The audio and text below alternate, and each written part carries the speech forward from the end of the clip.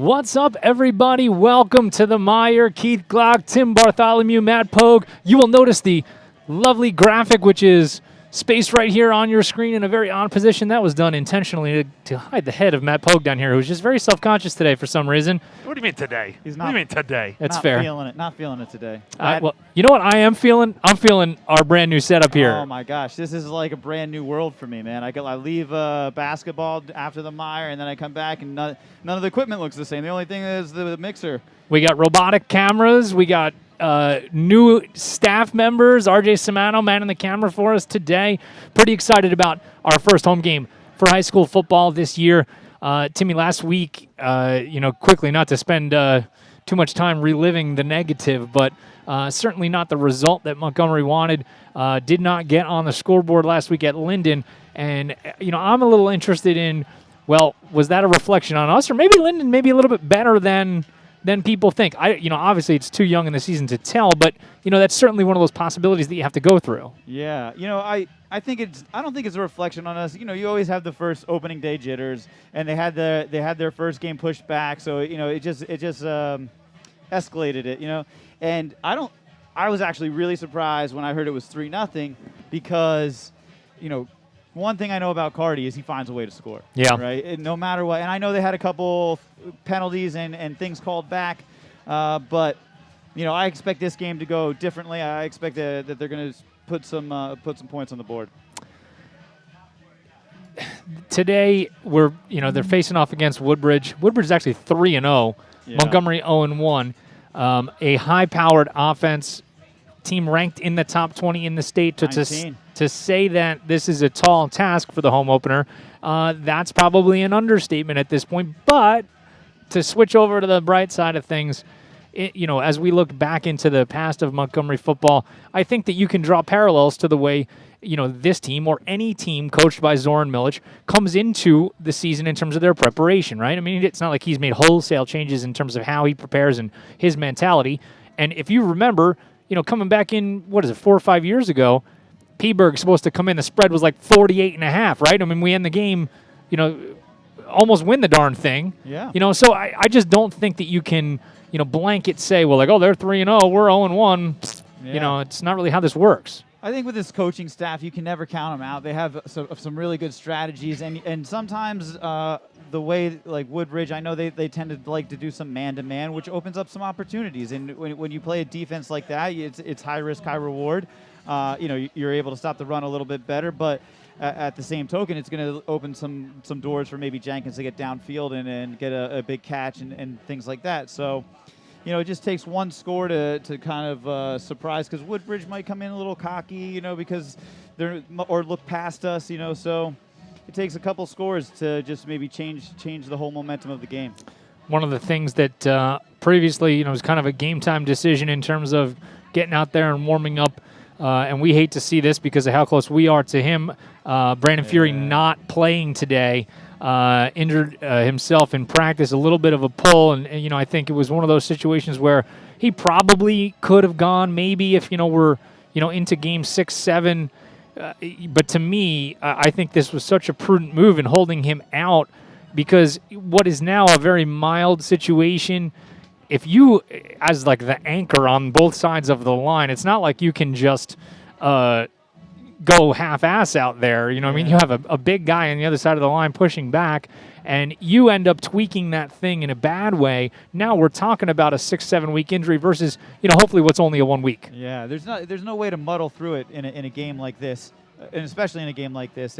And I was in the coach's office listening, and they were talking about it, analyzing the situation, and trying to determine what's best for the athlete, and not necessarily what's best for the game. And hopefully he's able to bounce back next week, and we can have him back, and we can be making some calls about him during the game. No doubt. So here's what we got coming up for you. We're going to take a quick break. We'll go to commercial, and then we're going to come back. We got about 15 minutes or so with the head coach of your Montgomery Cougars, Zoran Milic. Had a chance to sit down with him this afternoon in school, and we'll talk to him about everything that you can expect this week. We'll rehash a little bit of last week. We'll come back. We'll talk about a couple of records that are very close to being broken. All-time Montgomery high school football records Maybe some of them tonight. We'll take a look at that, and then all that's coming up right before kickoff. I'm excited. It's the home opener here in 2021. Montgomery and Woodbridge. Don't go anywhere. You're caught in the mire. It's the Montgomery Internet Radio Experience.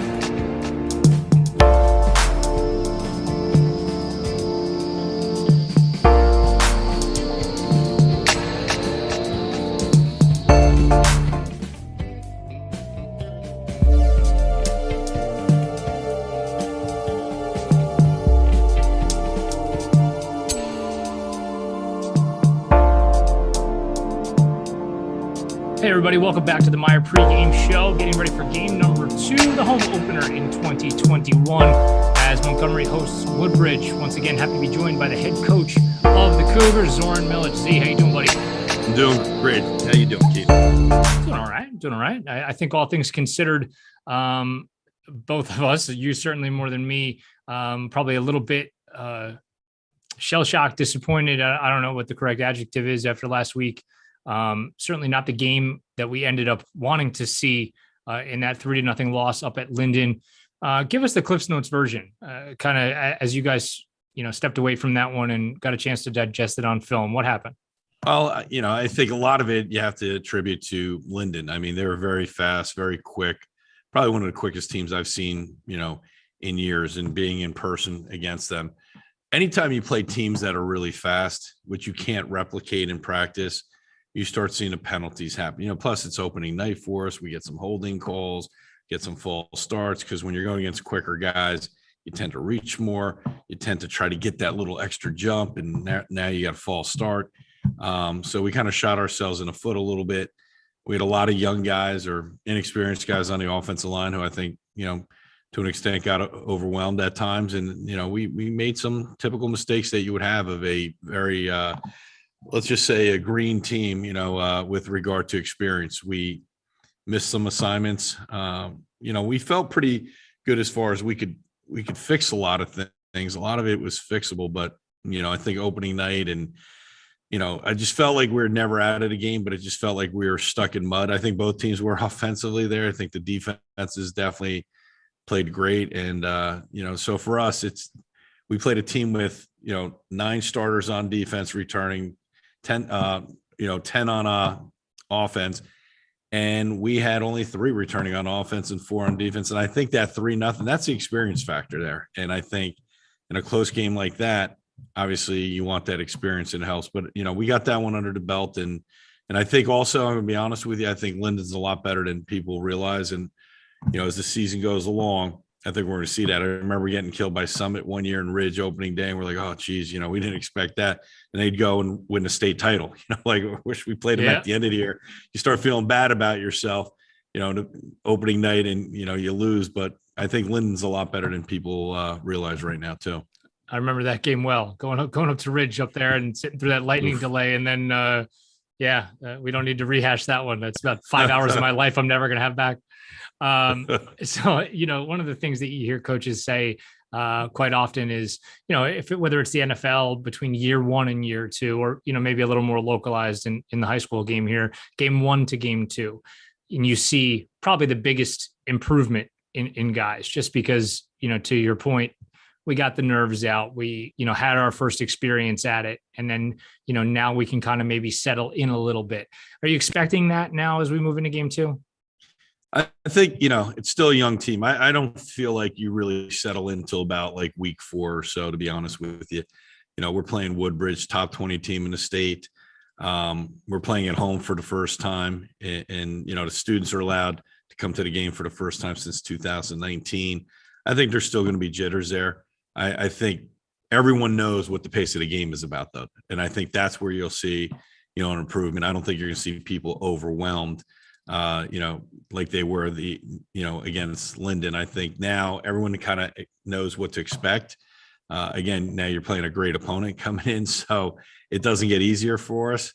And, so I think I think you'll see some improvements, but maybe not to the naked eye. One of the things that we talked about during the game last week was the notion of making good decisions within a play and then making good decisions as play callers, at times where you maybe need to keep the clock running. And the analogy we went back to was actually that game at one of the games at Ridge and on opening day. I remember Chris Chuganoff's first year, where it was just maybe a poor decision on a throw on second down or first down that stopped the clock. And then, it felt like you're 3 and out and defense is back on the field, 40 seconds later. And, you do that a couple of series in a row, and it's just really difficult for your defense to catch its breath. How important is it for you in a game like this against a talented Woodbridge team to make sure that strategically, you're able to keep the clock rolling at times, and the players, even within that play, if it is a pass play or a shot play that's not there, rather than, take an incompletion or something like that, keep the ball on the ground, pick up your 4 yards. Let's get us in position to play the next series. Yeah, I think Alex Benitez really helped us out a lot. He had 6 pass attempts, but we probably called about 20 pass plays because they ended up either, him sacked or him running, just turning a pass at, where everyone was covered.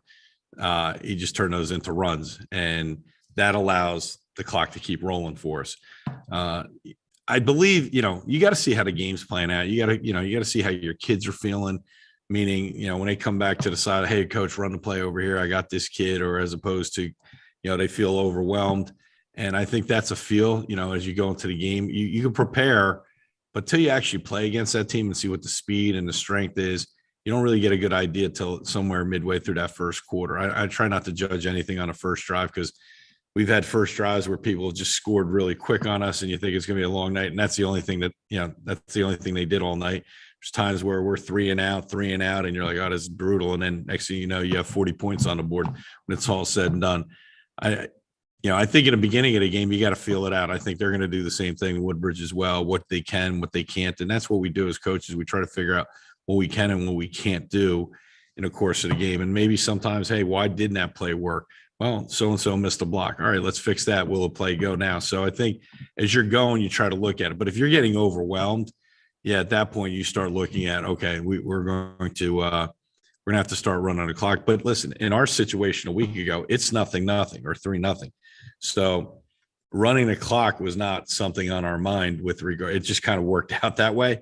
But it was, hey, we got to score 1 touchdown, which we did, and it got called back due to holding. We win the game. So I think it depends where you're at in the game. If the other team starts running away with it, then yeah, you want to get the ball on the ground, snap that ball with like 1 or 2 seconds left before it's a delay game, and try to get out of Dodge. But we really don't think along those lines, to be honest with you. I mean, that is something that just naturally happens. You can be beating a team by a lot, and I will slow down the game just so, we're not rubbing it in, but we're also running our offense and trying to execute, even with, if the backups are in. So you just got to see where the game is at that point.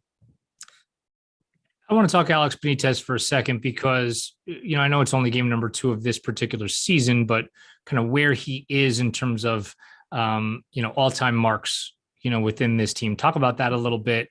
How important is that to you guys? And where does kind of Alex rank in terms of, Montgomery football history in your eyes, and, and take that in whatever way you want? Well, right now I always try to play the season in context, meaning I really don't look at the stats till the end. I think if you're playing for stats, that's not a team thing. So with regard to Alex, I'll look at things in the beginning of the year and then, kind of have an idea if they're kind of honing in on some stuff.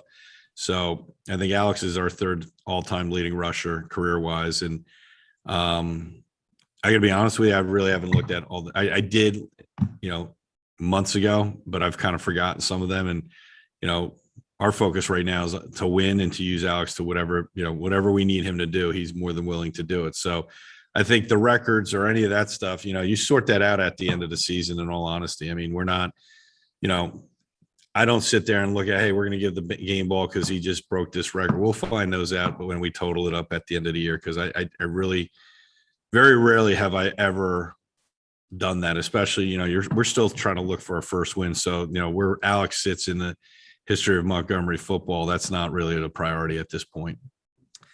When you talk about, his importance to this team, it's paramount, right? How do you do a better job or a different job, maybe not a better job, but a different job at, you talked about calling 20 or 25 pass plays in the previous game and end up only throwing the ball 6 times. How do you kind of shorten that gap between executed pass plays and called pass plays? Yeah, hey, again, credit goes to Linden. They really covered our guys well. They had a great pass rush. And so, we don't execute a lot of times because the other team doesn't allow you. They're trying to win the game just as much as we are. So, again, you look at what we could have fixed, and then there's certain things that, hey, you got to tip your cap to Linden because they made things difficult. I mean, there weren't guys really open very much during the course of that game. You can look at it on film. Yeah, there was a couple things here and say, hey, we got to hit this a little bit quicker. Hey, this guy was open. We bounced it in, we didn't reach him. And so I think you just stick with your game plan with what you think is going to help you win the game, and you adjust as you go along. Listen, if we can't find opening pass lanes, and then we got to come up with something else. But I think each game you go in with a game plan, you want to do this till the other team tells you can't, when they stop you. So sure. I always work on what can we do to get better. We start with ourselves, and then we'll see what the other teams can do. We how are they going to play us defensively? Are they man to man? Are they are they a zone team? We've played teams that have shown zone all year, and all of a sudden they might play man, or teams that were man all year. And when I've had some good teams, and all of a sudden they're playing zone because they know they're not going to cover our guys in man. So you really get a feel. Like I said, that first quarter, as long as you could survive the storm and you don't, get run out of Dodge in that first quarter, I think for all teams, you're kind of feeling it out. And here's what we practice. Here's what we're going to try. This is what we think we're going to see. And you hope you see that. So, that's how we approach it. And to do it any other way, I think, you're just guessing out there. So let's work on what we did till somebody tells us, till the other team takes that away from us.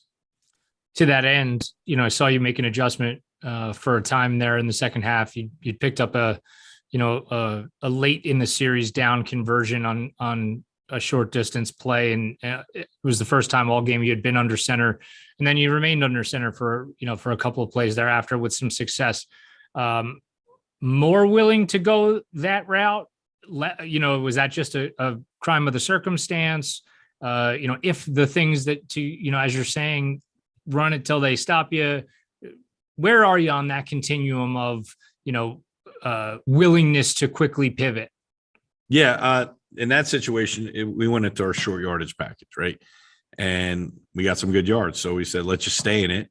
Kind of felt like we caught them off guard a little bit and just kind of go with it. And, and we had a false start, and, took away, all of a sudden now we're second and long, and that kind of hurts. So, if we see something that works and the other team really, maybe they're not expecting it, yeah, you stick with it till they stop you. But could we pivot that way? Yeah, we're going to try to do what we can to move the football and to win a game. Defensively, offensively, special teams. We'll do what we think we need to do to try to win that game. In that situation, we haven't scored yet. We're down by 3, and we went for a short yardage, and we got it pretty easily. And it was just like, let's just stay in it. We're giving them something totally different that they haven't seen, and make them adjust to it. And, we started rolling a little bit, and then shot ourselves in the foot. And then we had a touchdown, got called back with holding, and that's just football. That's part of the game. And that's what speed, that's what speed does to you. Like, you can't emulate it in practice. And so, you can watch college football or even the NFL, and when a team that's pretty good plays a faster team, all of a sudden you hear the announcers, uncharacteristic, these penalties. Yeah, the holding because the guys are going faster, false starts because you're trying to match up with the speed, so you're trying to get that extra jump on it. So I think, in our next few weeks, we're playing some teams with good speed. So again, you can't emulate it. You only have, it takes a while to get used to it and experience. If you have an experienced team, they're used to it. They know how to handle stuff like that when teams are faster. But ultimately, bigger, stronger, and faster in football is usually a winning equation. It may not add up in baseball, but in football, you definitely have the advantage if you're bigger, faster, stronger in this sport. Coach, wish you a ton of luck today. Great to be back in Cougar Stadium with some people looking on, and we're really excited. Thanks for taking a couple minutes with us today. Thanks. We're looking forward to the, having the den packed over there, Cougar Stadium with the student section. We haven't seen them in a while, so it's going to be awesome to have them back. And by the way, one last thing, tonight is Pediatric Cancer Awareness Night. We'll be wearing gold shoelaces to commemorate that. And, we've been taking donations. So again, this is a big night. It's not just about football. We're trying to do something to help, pediatric cancer awareness. So thank you. Thanks for having me on here. Absolutely love it. We'll pump that up as much as we can. Kickoff coming up in just a couple minutes, the home opener in 2021 for your Montgomery Cougars against Woodbridge. Stick with us. You're caught in the mire. It's the Montgomery Internet Radio Experience.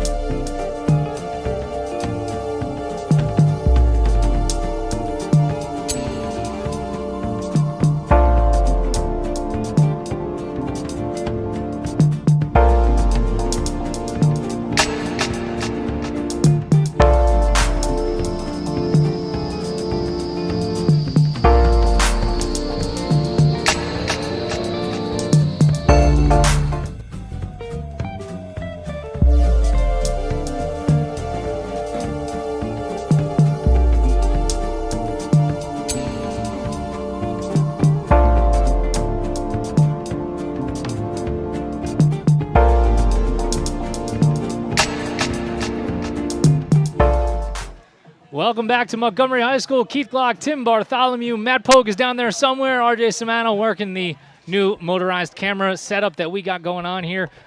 Listen, I got to bust your it wouldn't be a MIRE broadcast if we didn't start busting your stones. So you know what? Now, Tim Bartholomew is a huge Washington football team fan, if anybody doesn't know this. Yeah, buddy. So Tim didn't have a good sleep last night. And there's some of you that Matt now are saying, well, I don't understand that because the Washington football team beat the New York Giants. So I'll set the stage for you, and then you can finish the conclusion of it. WFT drives down. Maybe it was more like WTF for you. Yeah, for sure. They line up for the game-winning field goal, and Hopkins pushes it to the right. Yeah. And Tim Bartholomew does what? I'm watching it on my iPad. I slam my iPad shut. I throw it on the floor, and I go to bed. Little did you know it was a better morning than it was at night. Yeah, I got a text message early in the morning. My buddy said, crazy game, can't believe Washington won. And I was like, wait, Washington won? Little cameo appearance from the new athletic director of Montgomery, buddy. Chris Grundy. So listen, congratulations then are in order. Make you feel better about it. It's better today than it was yesterday. A win's a win. That's for sure. One guy we got to talk about here is Alex Benitez. 100%. Okay. Alex Benitez is pretty much, as we talk about the straw that stirs the drink, as Coach Griff always likes to say, Mr. Benitez is very, very close to breaking a whole host of Montgomery records. Pogue, why don't you give us that graphic here? Let's take a look at this. Currently, Benitez, over 1,700 career yards rushing. That puts him third, but he's only at about 250 yards shy or so of the all-time record at Montgomery. Already has the all-time rushing touchdowns record at 21, and that's 4 more than anybody else in program history. And with just 1 touchdown, 6 points, he will tie J.T. Tartikoff for the most points ever scored by a Cougar football player. So Alex Benitez on the cusp of doing some amazing things. Yeah, I mean, and JT Tartikoff was an amazing athlete. To be even in the conversation is a great accomplishment for him. And obviously we're gonna see him break that record, I think. We're going to step away for the national anthem. You're caught in the MIRE. It's the Montgomery Internet Radio Experience.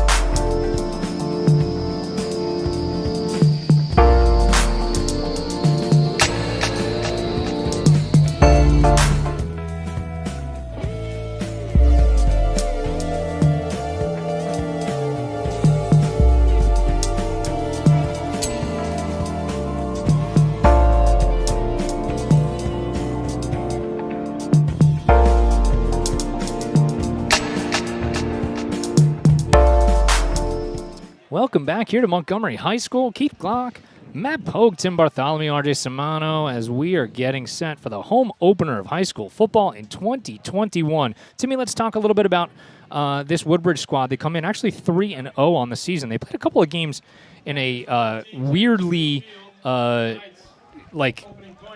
close time frame. It wasn't quite Bishop Sycamore, but it was close enough. But they're a pretty high-powered offense. Matt Stanton, their quarterback, 6'3", 195 pounds. He looks the part. He's got 8 passing touchdowns, and it looks like the bulk of the work goes between Isaiah Allen and A.J. Bosch. Isaiah Allen, dual threat, both in the air, Tim, and on the ground.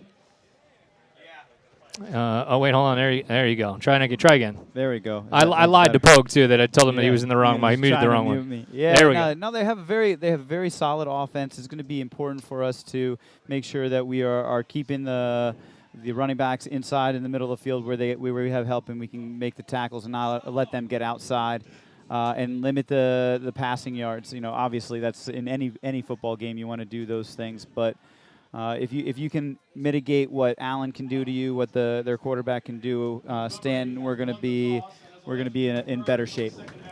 And Pogue, I lied to you, Pogue. As typical, I screwed you up already. You're in slot number 2, not slot number 3 on the board here. Wait, can you say that again? Because he said you screwed up. Listen, you put your stuff in slot number 2. I did what you asked, Yeah. and it didn't work out. Listen, you're trying to mute Tim already. Yeah. Okay, I'm already covering for you. I get it, man. Unbelievable. I'm here 1 week. Listen, I said this to Pogue the other day, Tim. Now, maybe the bar is a little low. Okay, I get it.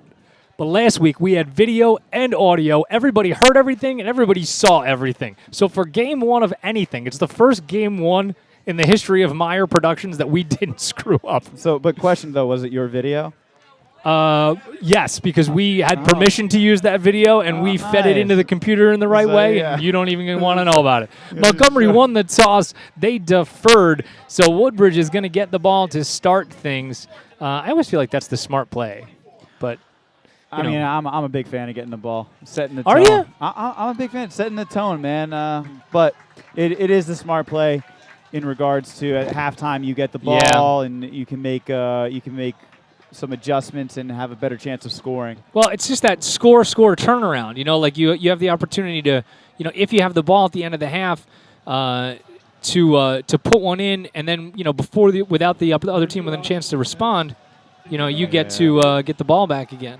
Yeah, but that's assuming that you get the ball at the end of the half. Yeah, no doubt about it. Back deep to receive, Michael Calvert and Isaiah Allen. And an onside kick. Can the ball roll enough? Oh, and the ball is not going to roll 10 yards. Oh, my gosh. The ball doesn't go 10 yards out to the 49, and let me tell you, if that thing rolled another half a yard, it was Cougar football easily. You got to get the fan out, blow on it. Oh my goodness, what a bad break for the Cougs. I like the start though. I like doing that to start the game. And I mean, listen, all the credit in the world to the Cougar staff because they clearly saw something on film. You don't just do that for the sake of doing it. Well, I mean, you look at what the return team can do to you, and if you think you can get one early, that's good too, and it limits them being able to run one back to start the game. No doubt. Matt Stanton, he wears number 5. He stands in the shotgun with Isaiah Allen on his left, and it'll be Allen on the first play of the game, and he eludes a tackler and then slips past Jenkins, and that's all before he is tackled by Liam McManus. So I mean, they did a great job getting some pressure in the backfield. They got to make those tackles when they first chance tackles. Woodbridge going with a little bit of no huddle at the line and shifting things around. Stanton getting everybody set and communicating now with the line, and he says, you two boys shift over here to my left. 2nd down and 6. Now Stanton looks to the sideline for some guidance, and they are now under a 5-second count. He's going to have to hurry, and he does get it off. And here's another running play off the left side with some room, and a first down run for Michael Calvert, the 6-foot, 165-pound senior. Boy, he looks bigger than that, huh? He does look a lot bigger than that. It was a good cut inside, and the linemen were able to open up a really nice hole for him. So hopefully that doesn't continue. Stanton again quickly to the line, and we'll see. This will be Woodbridge's MO, basically a little Oregon Duck style. Get to the line, let the coaches see what they see, and then call most of the plays in live action from the sideline. 1st and 10 for Woodbridge inside the Cougar 30. It's another inside draw to Calvert, and he is stacked up there after a gain of only about 3 yards. It was a good stop. That's solid work. D-line again there to bottle him up, and McManus finished him off. So 2nd and a long 6 to go for the Barons. Keith Glock, Tim Bartholomew, Matt Pogan, RJ Simano, excuse me. If I'm going to call you AJ Shadrack like 16 times. That's a kickback to about 15 years ago. Probably wasn't even born yet. Stanton's going to go on the quarterback keeper, single wing, and he's a big boy himself. He is down near the first down. He's about a yard short inside the 20. Yeah, 6'3", 195. That's hard to get tackling when they get moving. He's got a couple of touchdowns on the ground as well. He's actually the team's leading rusher through 3 games. So that'll tell you what they think of Stanton. He's not just a passer. And boy, if you have a kid who's that big that can throw the ball, that also has got some wheels, and it doesn't even need to be like, Lamar Jackson out there, but I mean, just the problems that causes for an opposing defense. It'll be Stanton again, and he's got the first down, looking for more, and he spins away from the first tackle from Matt Davino, but ultimately gets to the ground at about the 16. The defense is, even though they're giving up some chunks and things here and there, it really shows they can stop them. So it's going to be a decent confidence builder. Let's hope they can keep him out of the end zone. Calvert in the backfield with Stanton. Allen is split out to the left alongside the other target that Stanton prefers in A.J. Bosch. And this will be Calvert as he dances his way down near the 10 before he's tackled by a host of Cougs. So slow, methodical effort, burning up about 3:30 so far, Tim. Yeah, really controlling the clock. And just running the ball, not even having a pass attempt yet. And they've already run like half a dozen plays. 2nd down and about 4. And here's a jet sweep. This is Bosch running to his right, looking for the edge. There's a flag that comes in all the way on the backside of the play. And that's typically in the area of holding, and that's what it's going to be. So that's a good break. Yep. They did a good job forcing him to get outside. You know, they really didn't Yeah. let him cut up the field. And that's what today's going to be about. And those jet sweeps and those outside runs, it's really just making him turn up the field instead of getting to the corner. So and that hold happened all the way back at the 15-yard line. So Woodbridge pushed all the way back to the Montgomery 25. Stanton in the gun, and he'll go play action. Throws out to the left, and this is Allen. He breaks the tackle. He's got the first down and more, and he'll walk into the end zone for a Woodbridge touchdown. Boy, that's a well-designed play there on second down. Just a little wide receiver screen and Yep. then cut right up the field. You got instant replay going here? I don't know. Was that the correct replay there, Pogue? We're about to find out. Oh, we're going to find out. I don't know if I – yeah, No. it is. There you No, go. it might be. I'm telling you. I got faith in you here as they line up for the PAT. If he gets into the end zone, it was the right one. Yeah, right? Oh, and let's see what we got going on here. It'll be Bosch to hold it. Snap's good, and the spot's good. Kick is not good. All right. No good off the right foot of Woodbridge. So we've played about 4.5 here in quarter number 1, and we're going to take a break. Montgomery trails it 6-0. You're caught in the mire. It's the Montgomery Internet Radio Experience.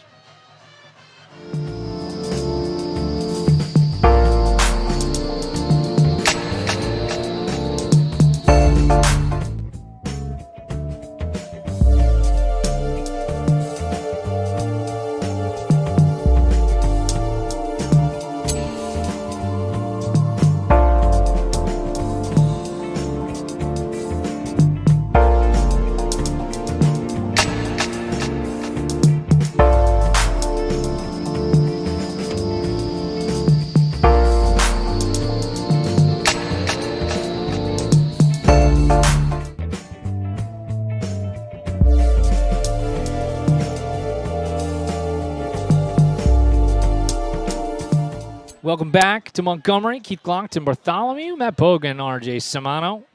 Montgomery could not stop Woodbridge on its first drive, so they get set to take over.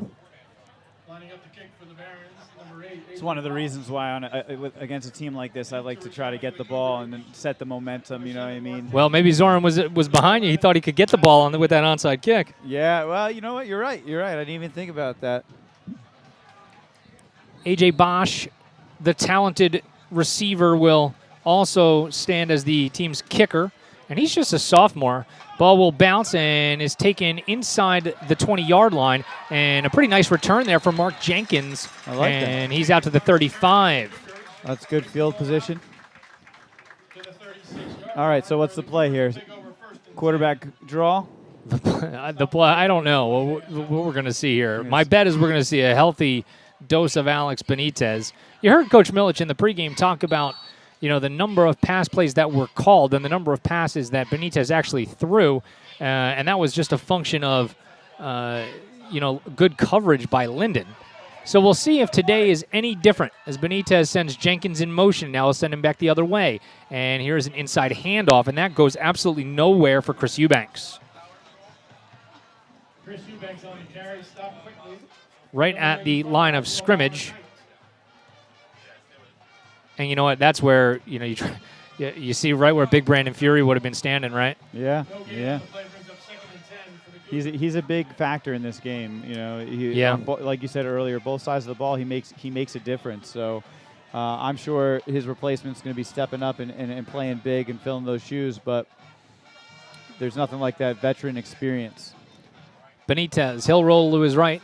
And now he will throw, and that is complete for a first down. There you go. Out past the midfield line, and that's Jenkins. And they made that look easier than any one pass play they did all week last week.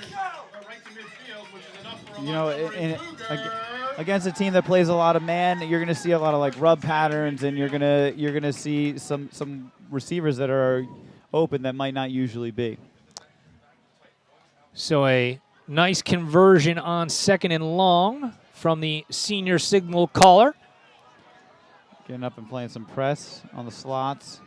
Jenkins all the way wide here to the bottom of your screen. And Benitez will throw again, and he is going to be overwhelmed as quickly as he could say his name. And he is going to get sacked by Dylan Bradley. A lot of pressure. Yeah. You know, that looked like the Philadelphia Eagles and the Atlanta Falcons last week, baby. Let me tell you. I had a front row seat for that one. I'm having after, flashbacks. Yeah, yeah. Wasn't a good day for my Falcons last week, much to my chagrin. Well, hopefully this week they do a little bit better. 2nd down and long for Benitez and the Cougs. As he'll look to throw again, rolling to his left. He's flushed again. Now he's going to pull it down, try to run. He does get some yardage back, and he's out of bounds at about the 46. You know, it's tough. He's obviously right-handed. He's right-handed, right? Yep, right-handed quarterback. So rolling out that way almost is going to be a run 90% of the time, Not a lot of room out there. We talked about it last week a little bit too. You roll the pocket that way. In either direction, you limit, the What you can do. the field. Basically, you're cutting the field in half because you're certainly not going to ask him to throw back the other way, especially when you're rolling to your left. And it's one read and go kind of. So 3rd down and about 15 for the Cougs. As Benitez. Looks like they're coming up the middle. He'll take the snap and roll to his right. He looks, throws, again looking for Jenkins, and they are going to say no, and it went through Jenkins' hands, so it'll bring up a punting situation, 4th down and 15. To me, that looked like the exact same play that they tried to run to Jenkins the last time, or that they successfully ran to Jenkins, I should say. Yeah, the first time. They did a good job of covering it. The cornerback was able to stay with them and make the play. But you know what? That's one of those plays where you'd rather put it, it's going to be Jenkins or nobody, right? Yeah. Anything to the sideline, you're using the sideline to help you. Benitez, the strong-footed punter, and it's going to be Isaiah Allen on the return, muffs the kick, Oh, good and then coverage. he's dropped back inside the 20-yard line. A great play back there by Zach Antithotum. And it's tackled immediately by Zach. And there's a Cougar down on the far side of the field. So as they tend to him, we'll take a break. Woodbridge has it back, 4:30 to go first quarter. You're caught in the mire. This is the Montgomery Internet Radio Experience.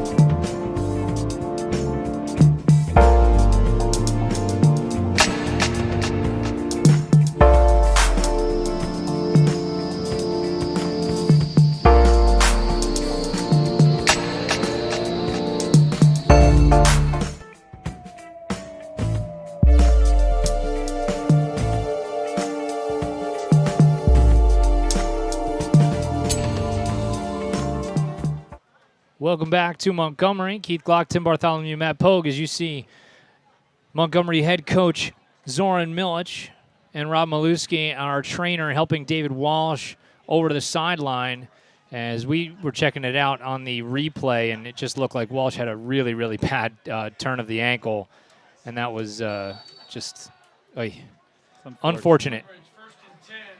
Unfortunate. Looks like he is able to walk a little bit. Maybe Rob will get some tape on there and see what happens.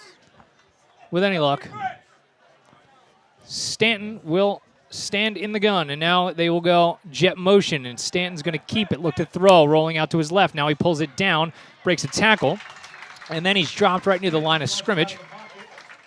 Great pursuit. Great, I was just going to say that, great backside pursuit by Eddie Khan. It's a great first down. You know, they have not the greatest field position, and now you stop them only for little to no gain. That's what we got to do. I got to call Eddie down to the office and get a good pronunciation on his last name.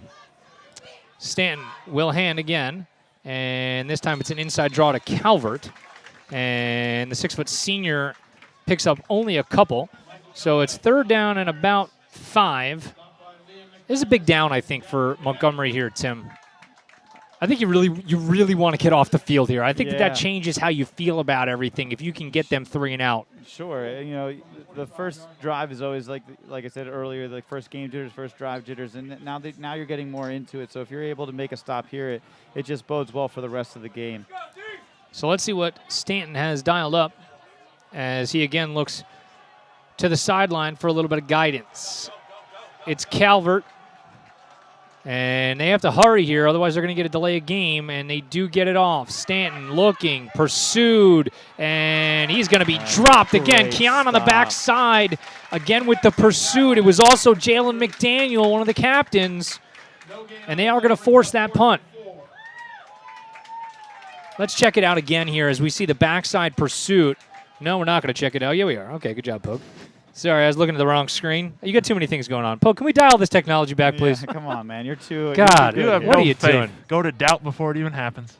Oh, I like it. if I just open my eyes. We don't do anything if we don't have fun here, folks. Let me tell you. Mostly because we're idiots. But that's good, too. And nearly blocked by the Cougs. But ultimately a pretty nice kick. And Jenkins says just get away with it, away from it. It ends up being a pretty good punt. Yeah, it takes a nice Woodbridge bounce. Gets us down to the 41. 34 yards officially on the punt for Woodbridge. So Montgomery will take over again with pretty good field position at their own 41. I'm telling you, that's a great defensive stance, and it's a victory. It puts some wind in your sails. So hopefully the offense can play off of it and drive this ball down the field. We'll see what our main man Benitez has dialed up here for drive number 2. Like I said, I'd like to see him sit in the pocket and throw a little. I know that you're not as confident in that, but I am not. I'd like to see it, you know. Jenkins on the jet sweep. He looks for the edge. He stays on his feet. That's a good job by Mark to just get a couple when it looked like he could have lost some, some yardage. He looked like he was going to cut it upfield a little bit earlier, but then it ended up bouncing it a little bit farther outside and strung it out. Still able to get a few.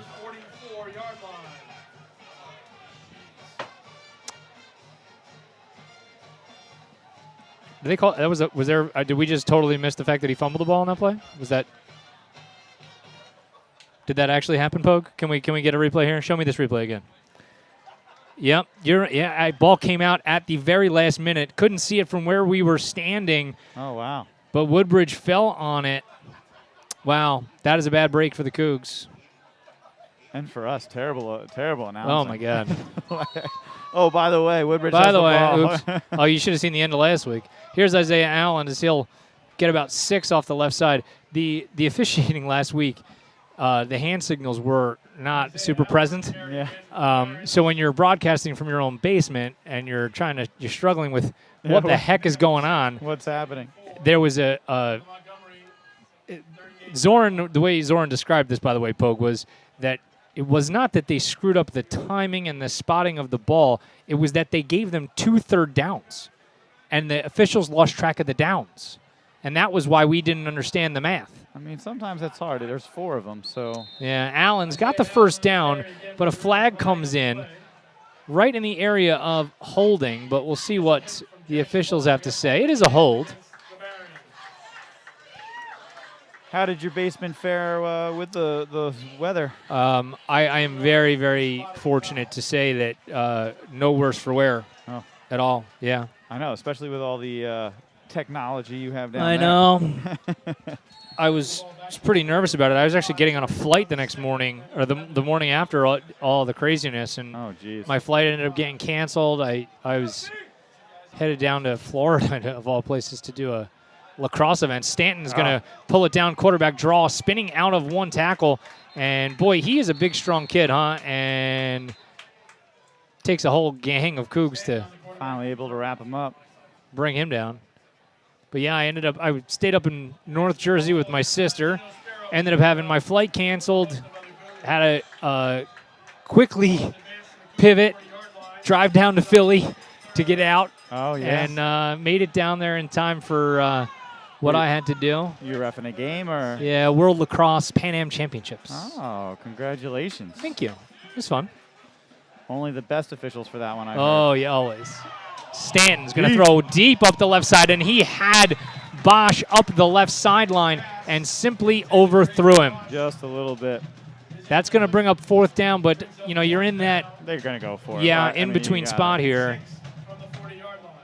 You figure this was a free possession anyway, right? You took over on about the 45, so no harm, no foul, but they're sending somebody back to punt, but I'm skeptical. You might need a timeout here with all the changes going on now. Well, somebody's going to, yep, Zorn's using one. And now they're going to come back out and Yep, just give them just enough time to think about the fact that they want to go for it. Yep. Well, you know what? We'll take the timeout with Zorn. 35 seconds to go in the first quarter. You're caught in the mire. It's the Montgomery Internet Radio Experience.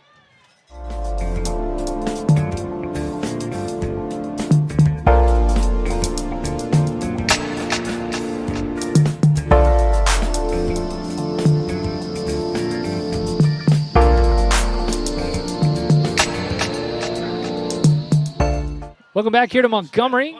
Keith Glock, Tim Bartholomew, Matt Pogue. Mr. Pogue, tonight's game being played for a pretty special reason. Yeah, you see a lot of gold out there. The shoelaces today are specifically for Go for the Goal, which is a pediatric cancer charity, and they're a nonprofit. They're trying to raise money to help families that are in need, and you know the Cougars are supporting a great cause. So if you have a chance, you can go to their website and click donate.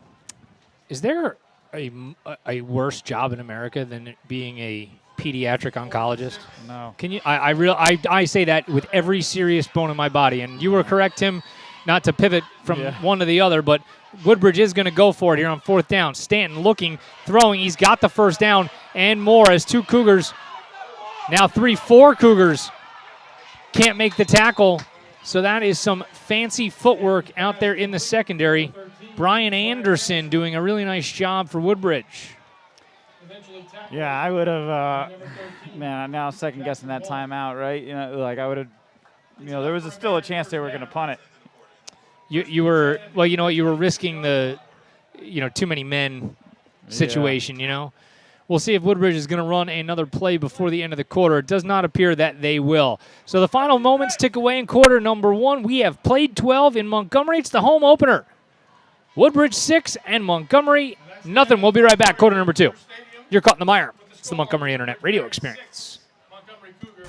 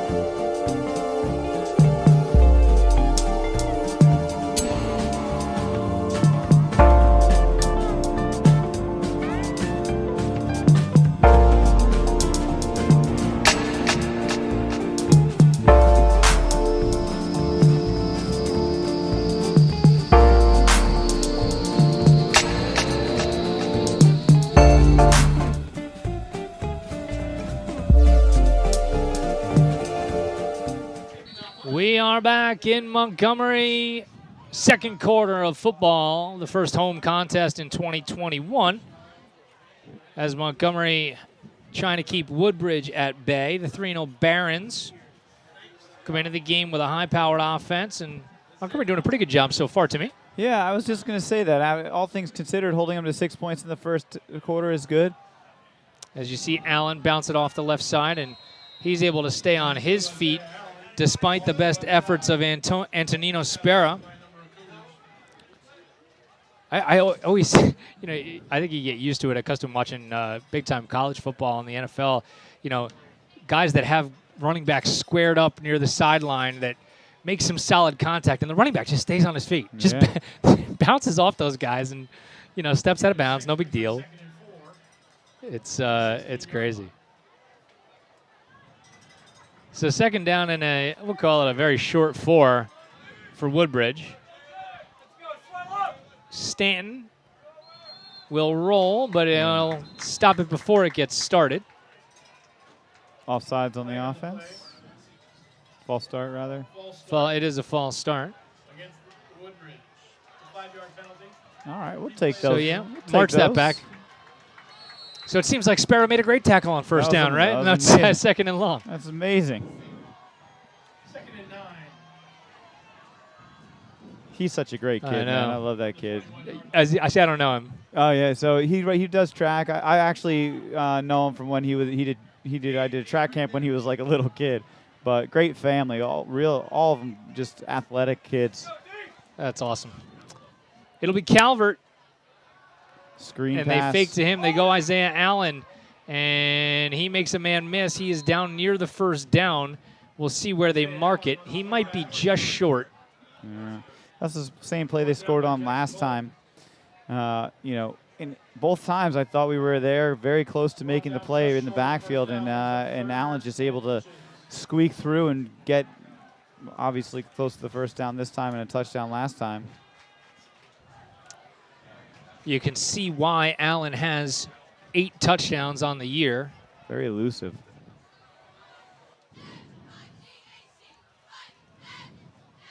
So Stanton on 3rd and short, and nothing too tricky about that. They give to Allen, and he doesn't get much, but he gets enough, and he's got the first down. It'll be, see where they spot it, if the nose of the football is on the 10-yard line or not, but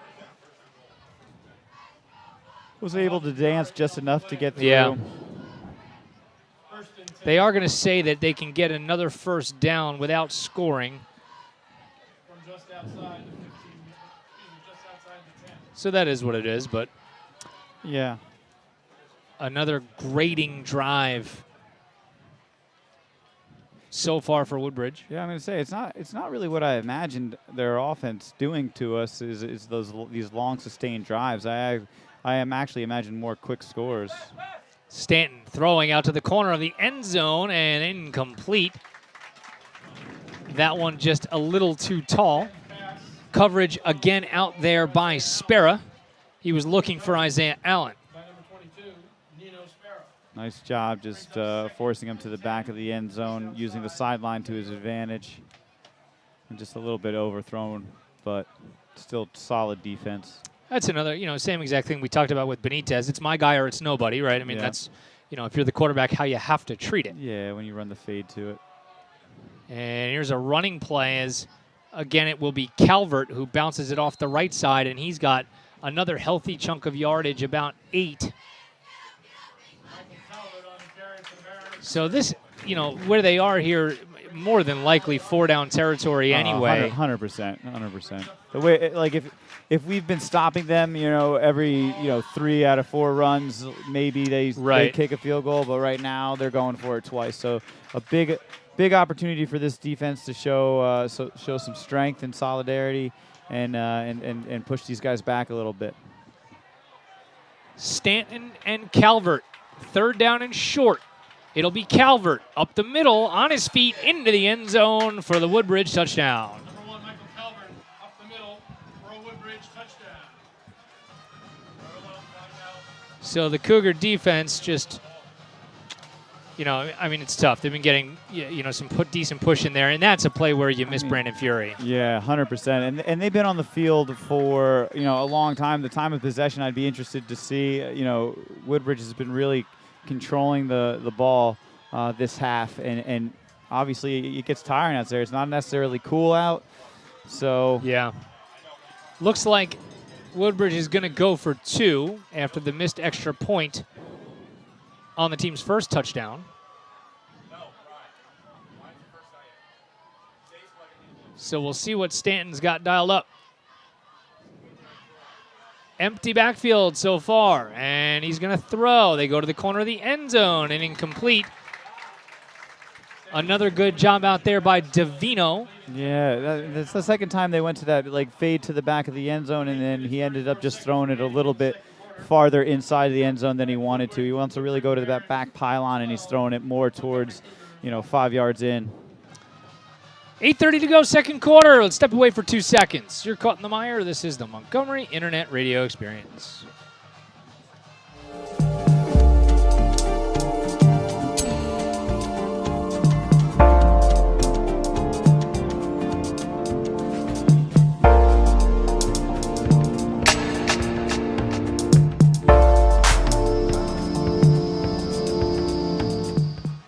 Welcome back here to Montgomery. So far, probably about what we expected in terms of Woodbridge's offense. Montgomery's still looking to get untracked. Pogue, you see any differences at all from last week to this week, or are we kind of treading water a little bit? I mean, there's more adventurous play calling, to be honest. They open it up a little bit. They're a little more willing to try some things. So, I mean, that's a good sign. I guess everyone's getting more comfortable. It's Jenkins and Davino back deep to receive. Bosch's last kick did not make it that far. We'll see if that was by design or not. And he sends it skyward.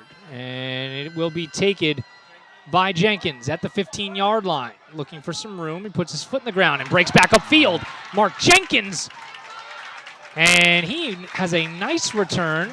About 20. He went about 40 to go 20. Yeah, he really take it to that really well. Ay, ay, ay. You get another look at it there. I mean, that's really the hallmark of a good returner is, you're picking that spot horizontally, and then when you see the crack, put your foot in the ground and get vertical.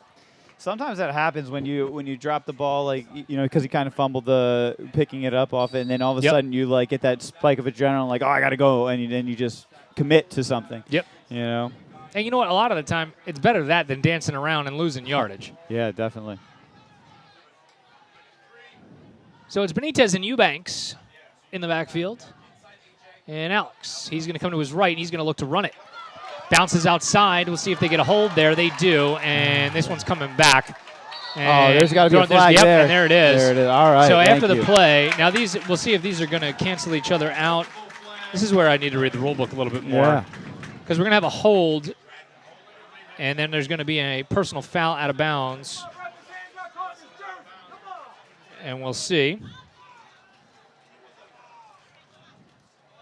And you see the hold right there as Dennis Smith got turned around.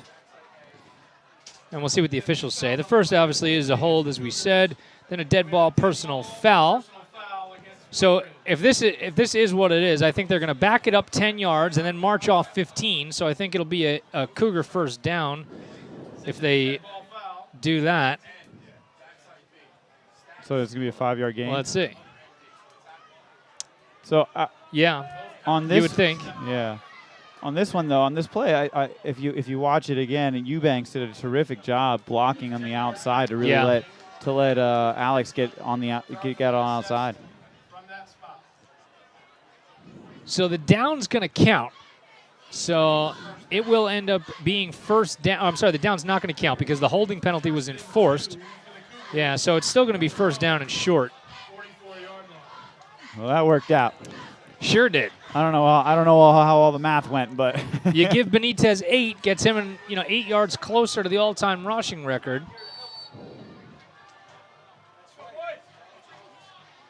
And Alex on first down and short. He's going to send Davino in motion, and he gives it to Davino on the jet sweep, and he is looking for the first down, and he's got it. It's a good way to turn it up, you know, instead of drawing it later outside, but turned it up the gut, gets the first down. Second first down for Montgomery on the evening. First and 10 from the 47-yard line. What yard line? 47. And you know what? If you're Montgomery, this is really, you needed a first down there. Give your defense a little bit of a break. Yeah, I mean, so far they look decent in this drive. And it will be Benitez again. He puts his foot in the ground and gets north of the 50. Gain of about 3.5. I don't know, how tired do you think he is at the end of a Friday night? Tired? What of it? Yeah. Well, we always said that, right? I mean, last year we're like, oh, the kid could run a marathon at the end of the season if he could lift his legs up by the time the game was over. Yeah. How we looking there, Pogue? Looks good. So far, so good? Yeah, I'm hesitant to say that, but yeah. Never be hesitant, man. We're wrong all the time. Yeah. That is Just, true. it's par for the course, Embrace baby. that instead. If That's we're it. anything. Second down and 7 coming from Montgomery. Gold rush here at Cougar Stadium. And Benitez is going to look to keep it again, single wing, and he's stacked up after a gain of just about 1. Benitez up the middle for a short gain. So Alex, kind of really the workhorse back. It ended up last week with officially, and Poke, this might surprise me a little bit when I saw the actual number. 157 yards on the ground, mostly through It's all good. a bevy of carries. But, all in all, 157 yards is 157 yards, right? If they moved the ball, I mean, yeah, a lot of it was that one chunk, but they still were consistent with it. Third down and just about 5. Alex looking, throwing, and that one is going to get stopped before it got going.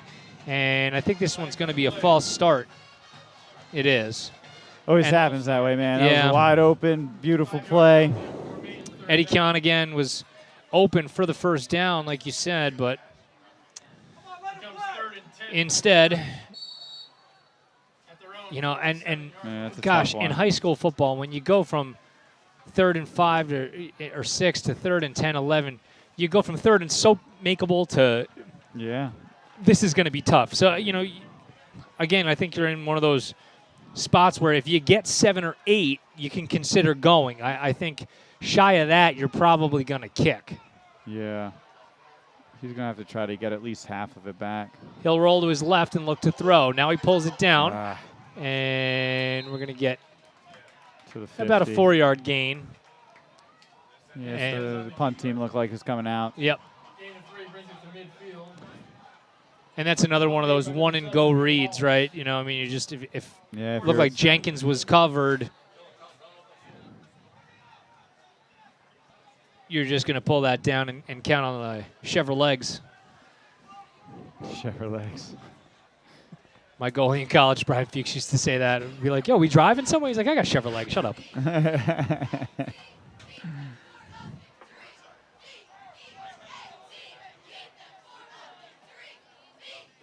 And a shocker, Benitez is back to punt, and this one off the side of his foot and out of bounds. So that one's probably only going to be about a 21 or 22-yard kick. Goes out of bounds But no return. at the Baron. So that's good.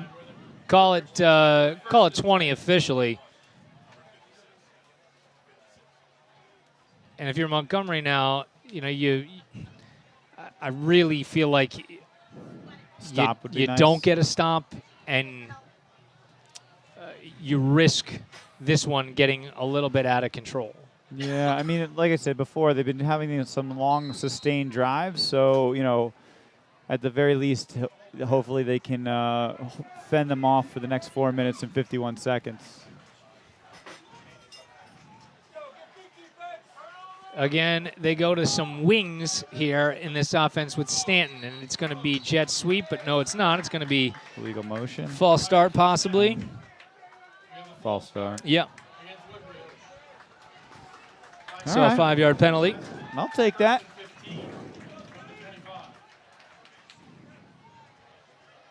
Great camera work there by RJ. Letting everybody far and wide across this great nation watching us on the MIRE. You think we're going across the nation? I like In that. basketball, we are. I are. could definitely tell you that. They run the same play. Isaiah Allen gets vertical, and a nice job All right. in the backfield by Montgomery to get him on the ground. It looked like that was Gavin Goodetti. Stop by number 8. Gavin Guidetti. Second down, and we'll call it 11. Going a little bit faster as Stanton will look to throw it. Uh-oh. And he throws over the middle, and that is caught wide open by Bosch. He's off to the races inside the 20, and nobody is going to catch him. Touchdown, Woodbridge. 71 yards off the hand of Stanton. And A.J. Bosch with his 5th receiving touchdown of the season. Let's take another look here, Timmy. Yeah, just a little bit of botched coverage, maybe a little miscommunication with the cornerbacks, but he was wide open right out of the gate. Great job of just recognizing by Stanton here that, that's where the soft spot in the zone was going to be. If he could get Bosch past the corner, that was where the ball needed to be. And it wasn't even the greatest pass in the world, but because Stanton... behind him, but he was so open. Yeah, and give credit to Matt Stanton, his 9th touchdown pass of the year. And Woodbridge again on for the PAT. This time it is good from the right foot of Evan Hinkle. And it is 19-0 Woodbridge. So with 4 minutes and 8 seconds remaining in the first half. You could just tell in that series. I mean, once they lined up in trips, and it didn't look like our defensive backs were adjusting at all. And then he was just by himself.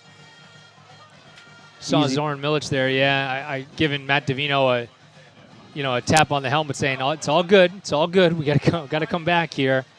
And a team as clearly talented as this is, and this to me is just such an illustration of when you have a quarterback who is clearly very calm and experienced, what a difference it can make.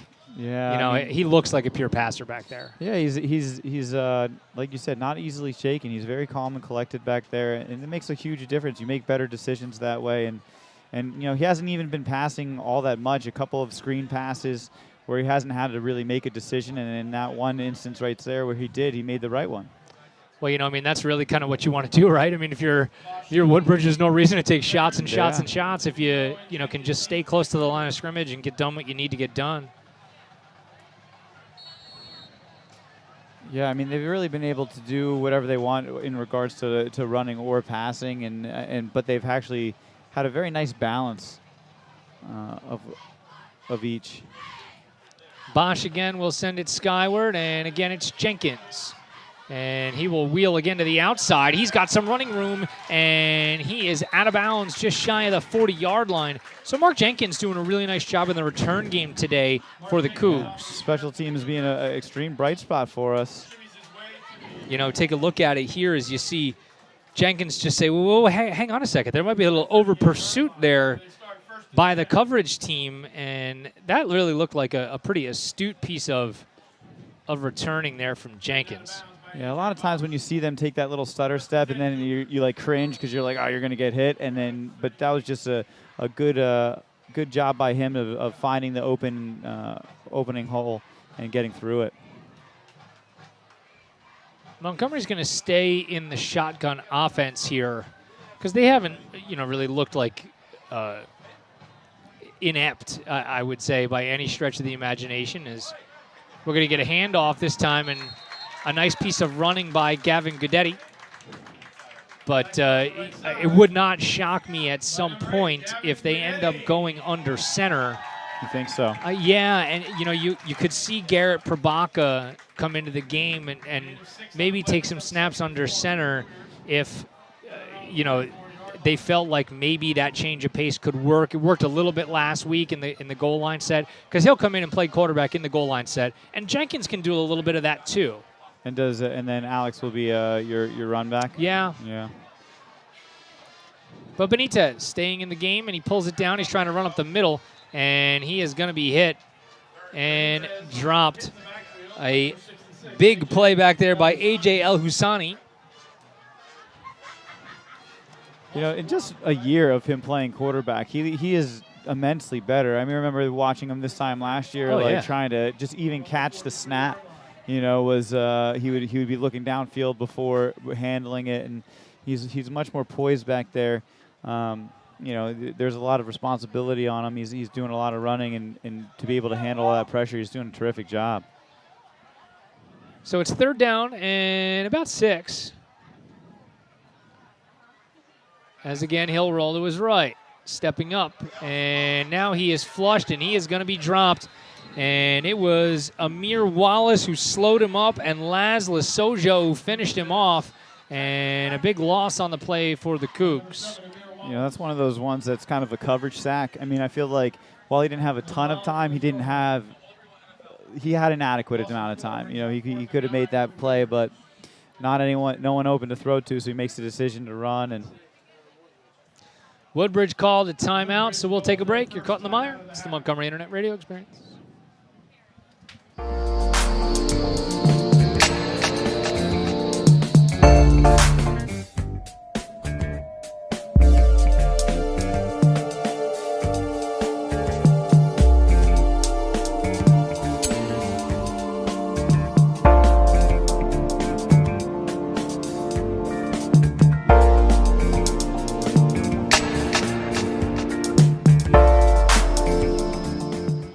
Welcome back here to Montgomery. Saw a little shameless plug there at the commercial. Appreciate that from Pogue. And in all seriousness, you want to get on our team and be a part of MIRE Radio, we would love to have you. We just secured a sponsor that you're probably going to get privy to last week. They saw a lot of value in what they got from us last season, so we're happy to have them back. And I got a little something in the works that could be interesting. But we'll see. And another one, Benitez got this one way off the side of his foot. And this actually is going to end up going in the wrong direction. Out of bounds at the 31-yard line. 2:10 left in the ball game in the half. Boy, that one will bring the punt average down, huh? On the net. This is a little bit. Oh boy. Hey folks, get out your blue So tickets. it is what it is. Pogue, without obviously, I'm not going to say the name of the other potential sponsor on the air, but I didn't even tell you this today. I think you might actually be excited. 9, 5. What do we have to do? No, what we normally do, we might get some free food out of it though. Oh, all right, I'm sold. Yeah. Our favorite place that once closed that's going to reopen as a different place could be that place. That is very good news. We'll see. It's not locked up yet, but we're trying. We'll check it out anyway, don't worry. We'll see. Here's Stanton. He's looking to throw, and it is tipped and ultimately caught, and that's going to end up being a first down. Great job of concentration from Michael Calvert. Yeah, it was a great defensive play. I checked that was Wallace. But Wallace was able to come down with that catch. Very impressive. It's enough for a first down. Clock is stopped, or now rolling at 1:50. And here's Stanton, and he will hand it. Great job that time by Montgomery and Andre Suleiman. By number 53, Andre Suleiman. I got to see. That's another one. I got to talk to Andre to see just how French I need to be with his last name, or if I can get away with going fast. We'll see. Just do what I do. Just listen, just want to get it right. Just want to get it right. That's all it is. It's important. Stanton looking to the end zone, and that one's too tall. And incomplete. Yeah, the wide receiver just got turned around, and it wasn't really running the entire pattern, although it was a little bit high and deep, but still a pretty decent throw. He was looking for Brian Anderson, who had all those acrobatic moves earlier in the game, and when you watch him, make those 3, 4, 5 guys miss on that one play, he's a freshman. Wow. How about that? That's pretty good. And to play on this team and this offense and be a freshman, you got to be pretty good. Stanton is chased by Guidetti. Ends up throwing to the end zone, and a great hit in the end zone to break up the pass intended for Bosch, because Bosch had 2 mitts on it. Yeah, that was all but a touchdown. Terrific hit. Jenkins was back there along with Romeyer. All right, let's get a stop here. Romeyer was in coverage, and Jenkins came over and really put a wallop on him to knock that one free, and that'll set up 4th down. So Montgomery maybe can get off the field here. Judging by the kicking game so far, this one it's not clearly the strongest part of Woodbridge's game. Stanton will throw. Here comes pressure off the edge. He escapes, still looking, now throws to the end zone, and that is going to be caught for a touchdown. A.J. Bosch. Just really hard to cover that long. You know, he did a great job rolling out to his right, creating time, and then throw across his body, which you don't see very often, and just made a terrific throw. So, nice play. Great conversion on 4th and 9 from Woodbridge, and you are seeing a little bit of why they are already 3-0. Good snap and good spot, and that time Hinkle was good as gold. Pun very much intended, and it's 26-0 Woodbridge. So this one getting a little bit rough as we approach halftime. Montgomery gets the ball back after the half. As you see, Zoran Milic just kind of rallying the troops a little bit and saying, all right, let's put a good return on this one and maybe give ourselves a shot, because we saw what happened just before halftime of the game last weekend, and, you know, nothing preventing you from doing that again this week. If that's your ticket, come on up to the press box. Collect your $124 cash. Anybody still here with me? Yeah, Everybody alive? We good? Bueller? I was soaking in that Yeah. thought and trying to apply it. I was like, I didn't see that what happened last week, so I didn't want It was to. a big, long run before the half. Well, there you go. You could have told me that. Listen. Could have watched the game. It was on the internet. It was? I don't. I don't know. We might not have clicked stream. Who knows? That's it. I don't care for the announcers. Well, you and a lot of other people. Yeah. Too bad. You're stuck with us. Bosch Oh, good fielding. fielded at the 25, and a nice return out past the 40-yard line.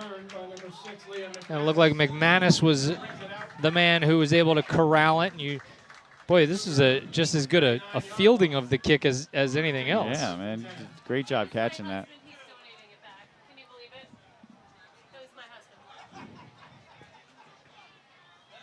50-50 donated back to go for the goal. Mr. Guidetti has won, but is graciously donated it back to. Sounds like Evan Guidetti's dad was the winner of the 50-50. So Montgomery with another crack at offense with 48 ticks to go before the half. And Benitez, he's going to run. Pulls it down, and he's got some positive yardage that time. There you go. Gets out of bounds, so not much time run off the clock. Still got 40 seconds.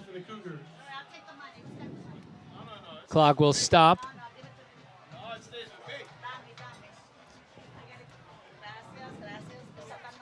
So that one will be, we'll call it about 5 on the gainer as Benitez went out of bounds just shy of the 45-yard line. You know, it's probably worth talking to him and asking him, rather than us just making fun of it, just how tired he is at the end of a ball game. Yeah. I mean, holy cow. I mean, I can't imagine.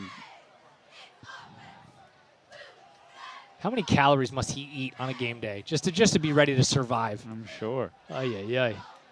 2nd and 5. Alex will run it again. He's got some daylight this time. He bounces it off the right side, puts his head down, and runs over a man at the 40-yard line. It was Isaiah Allen on the business end of that. Yeah, that's what I love about that kid, man. He's not doing anything special. He's not going to try to make you miss. He's going to try to go through you, and you just got to love a kid who has the guts to do that. Allen met him at the 40, and Benitez drove him back to the 39-38, and that's probably certainly the most decisive run of the evening for Benitez, and that's what you're looking to do. I think if you're Montgomery, spread them out a little bit. I'm certain that Woodbridge is playing a little bit softer, expecting maybe something a little more down the field, but. Yeah, I'm sure they're keying on Benitez too. I wouldn't be surprised if they're playing some kind of spy. But, that time they did a great job opening the hole, and he was able to get through it and just had some open field. And if you get Benitez in open field here, he's going to be dangerous. Get a great look there from R.J. Simano of Sean Carty and the offensive staff there, giving Benitez a little bit of a run through of what they're looking for here on first down with 36 seconds to go. Montgomery still has a timeout left. So really just plenty of time. 36 seconds is a lot of time with the timeout. For the Cougars at the Barons 39. So Benitez rolling to his left, looking, throwing out that way, and that is going to be caught and still on his feet inside the 25-yard line is Jenkins. So another first down, back-to-back first downs for the Cougs. Great concentration. Got to get moving, though. We're at 26 seconds. You hear it on the sideline. Yep. Let's go, line up. Clock rolling inside 20 seconds to go. Benitez got the snap, and he'll throw. Now he's flushed. He wants to come all the way back to the right. He's got running room if he can get the corner. He can. He'll put his head down. He's got a first down inside the 10 right, to the 5. Ball's out. There's a fumble, and let's see who's got it. And it's Woodbridge. Wow, just like that with 0.6. And you would have had a crack at points for sure. Let's take another look at it here if we can. As you see Benitez break to the outside.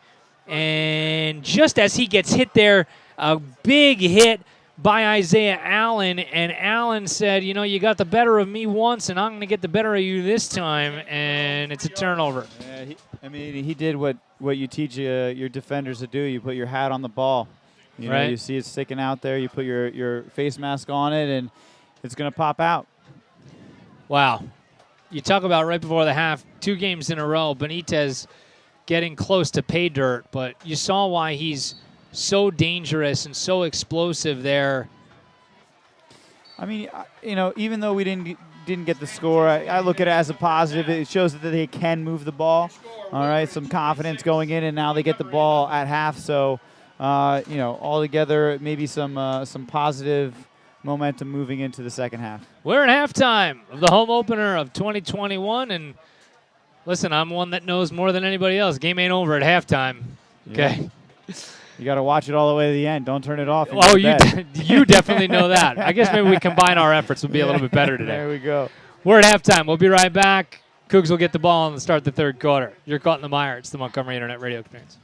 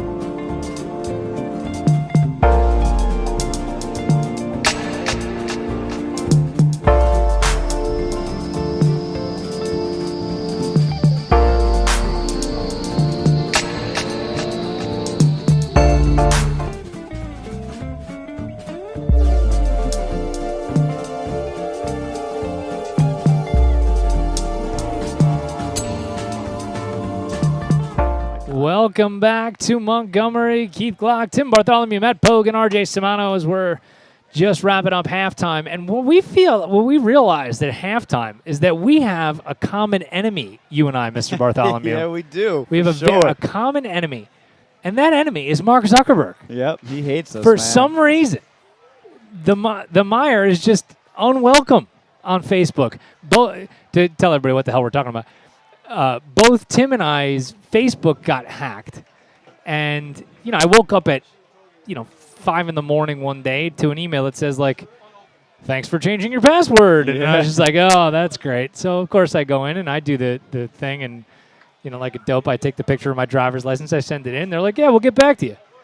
No, I got nothing. What happened to you? Dude, same thing. I got logged in. If you didn't do it, from let me know. So I let them know, and then they're like, so when I went to sign in, they're like, oh, you enabled two-factor authentication, which I was like, nah, I never did that. So now they're supposedly sending me a text message with the code that I got to plug in, but they don't have my phone number or a second email to send it to. Well, my guy changed the email and the backup email to different emails than mine, so I got nothing. So, folks, if you're out there and you're trying to connect with us on Facebook, don't. Just stop. Come on over to MIREradio.com. All of our stuff is listed right there. You can find us on Instagram at Monty Mire Radio or on Twitter at Mire Radio. Oh, man, I'm going to have to friend us on Instagram. You are going to have to. I just started it. You had to start. That's the thing. When you get forced to start an Instagram, it's the low day in your life as an adult. And, you would think, I know there are people out there going, well, why don't you just start another Facebook, Glock, you big dope? That's a lot of work, man. It is. I just don't have the strength. I had like a bunch of friends that weren't really friends, but they were on my Facebook. Right. Oh, yeah. I had like 2,000 friends. Oh, man. I know 55 people, okay? 2,000 friends. So, Who are we kidding?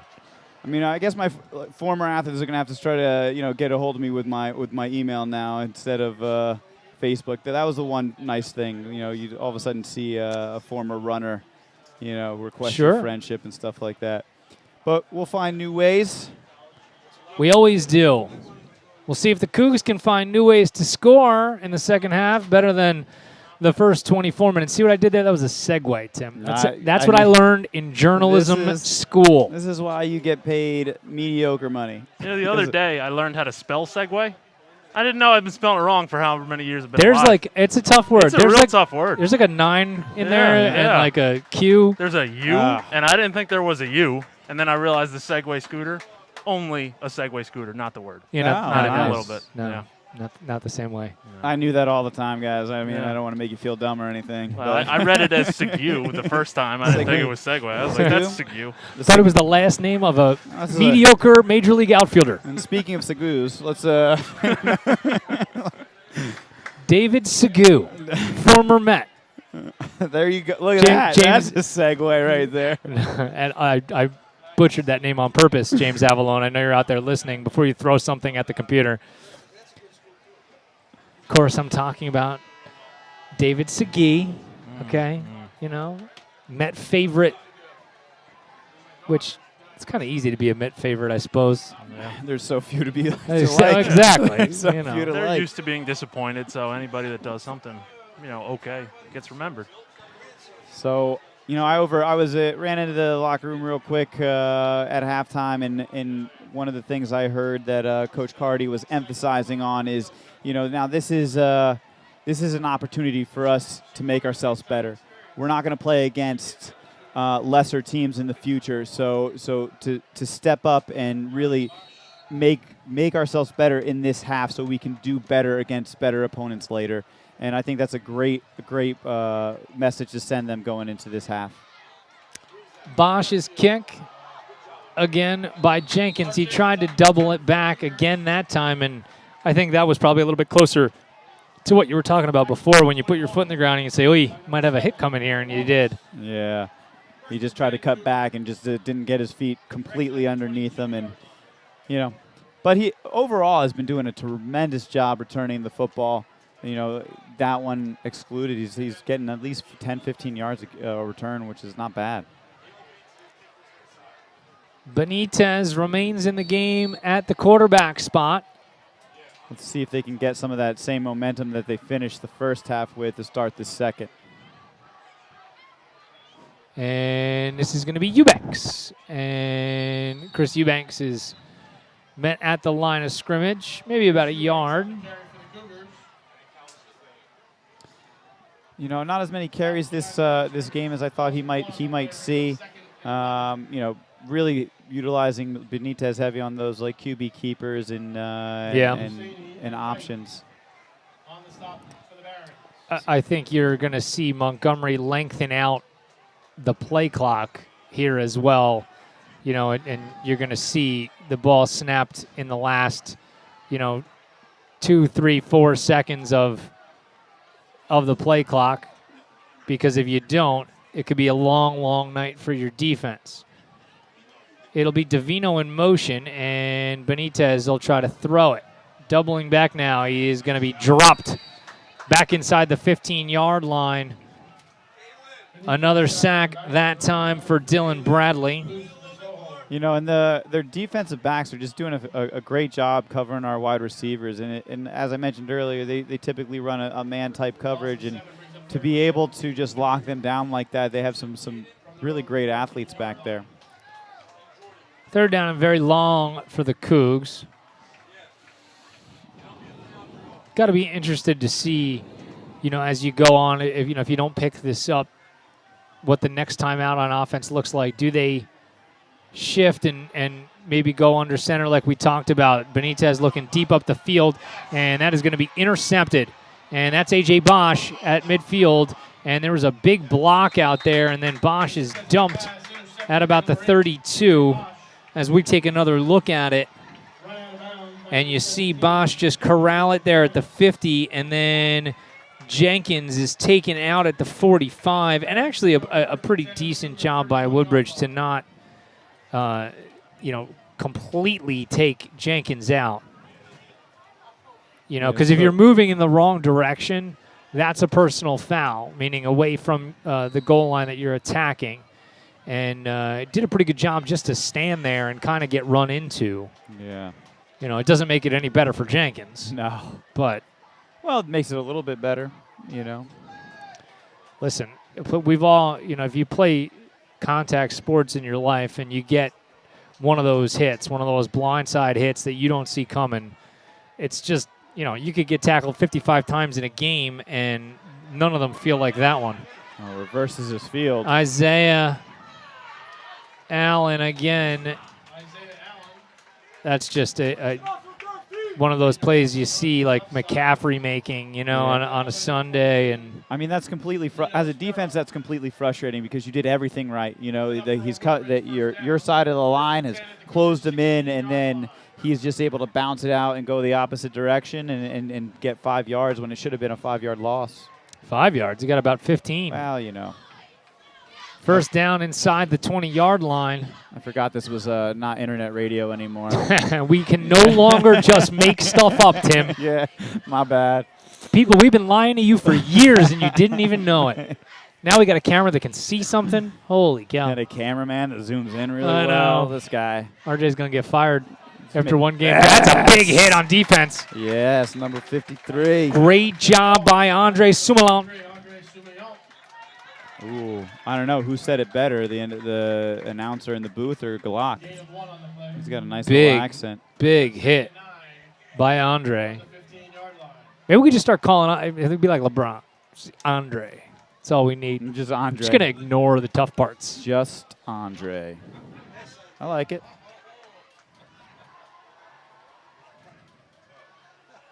Stanton empties the backfield, and he'll look to throw. A completion out here to Bosch, and a nice tackle immediately. Great job by McManus to force him out of bounds after a gain of about 5. It'll bring up third down. They've been doing a great job with those quick screens, and in the backfield, and those that was a wider slot screen. Ball's at the Montgomery 12-yard line. So third and about 5. Stanton again will look to the sidelines for some guidance. 4 wide. It's Isaiah Allen, the lone receiver, and now we are going to have a timeout. No, check that. It's going to be an illegal substitution on Woodbridge.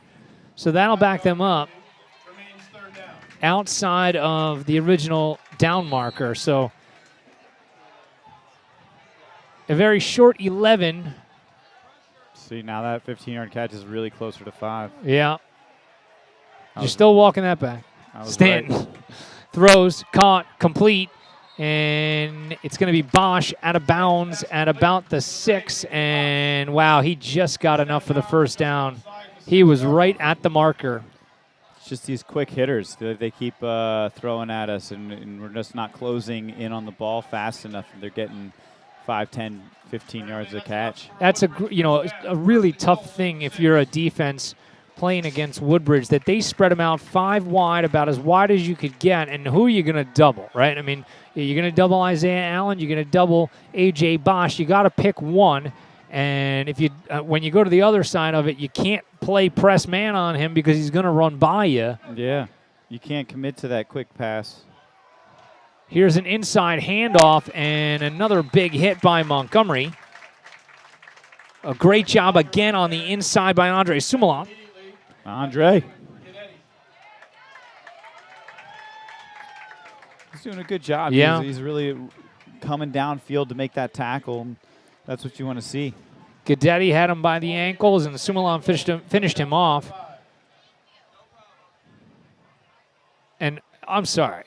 If Michael Calvert's 165 pounds, then I'm like 140, okay? And we know that I ain't 140. Isn't it generally the opposite? You usually lie like Yeah. you're heavier and taller. Well, they definitely do on the Woodbridge stat sheet, as Isaiah Allen is going to take the handoff and waltz off the left side and walk it inside the pylon for another Woodbridge touchdown. 165 must have been his summer weight. I guess. You know, after maybe a 2 a day. I was going to say it might have been his spring weight after a 3 a day, and then he just went and had some 8th grade In-N-Out burger and lifted weights for 4 months. Maybe his 8th grade year weight he put on there. I guess. Holy cow. Because he runs hard. But it was Allen that time and not Calvert. Extra point is good from Evan Hinkle. He kicks a dagger, doesn't he? He does. Straight on, Tom Dempsey style. 6 minutes and 45. There you go. 33-0 Woodbridge. Score Woodbridge 33, Montgomery nothing. So does Montgomery change it up here, guys? And you know, I mean, this is it's turned into a pretty brutal game for Benitez at this point. So it's hard to say because, right, you still have other opponents and you don't want to try, you want to go too deep into your bag because you don't want to show some of the things that you have, you know what I mean? So on one hand, you think of it that way. On another hand, you think, well, now's a perfect opportunity to try some of these things, that maybe we haven't perfected or mastered. I mean, honestly, I don't see a better position to be in to get a guy like Garrett Probaka, some time. You're also going to give Benitez a break. Yeah, I mean, I'm sure within the next 5 minutes or so, we're going to start seeing some of those guys trickle in throughout offense and defense.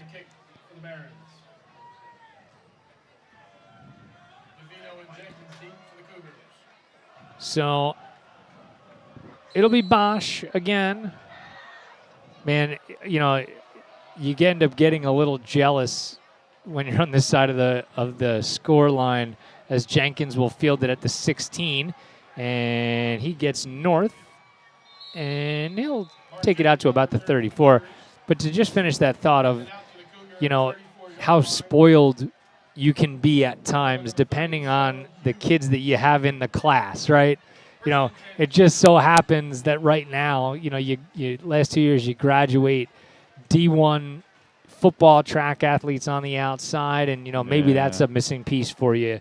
But then when things are going good, in that magical year for you, and you have a Chris Chugginoff and 3 receivers that could have played Division I football on the outside, and a kid who never played football before and plays tight end and scores 10 touchdowns in a season, Tyler. you just some years you have that, and other years you don't. And that will be, again, Benitez straight up the gut. Alex Benitez on the carry for the Cougars. Takes it out to the 38-yard line. Yeah. He's still running hard, though, boy. He still does. You know, he's one of those things, like, I love him at quarterback, but I'd love to see what he would do if he was able to be more like just a running back. Just a running back, Yeah, you know.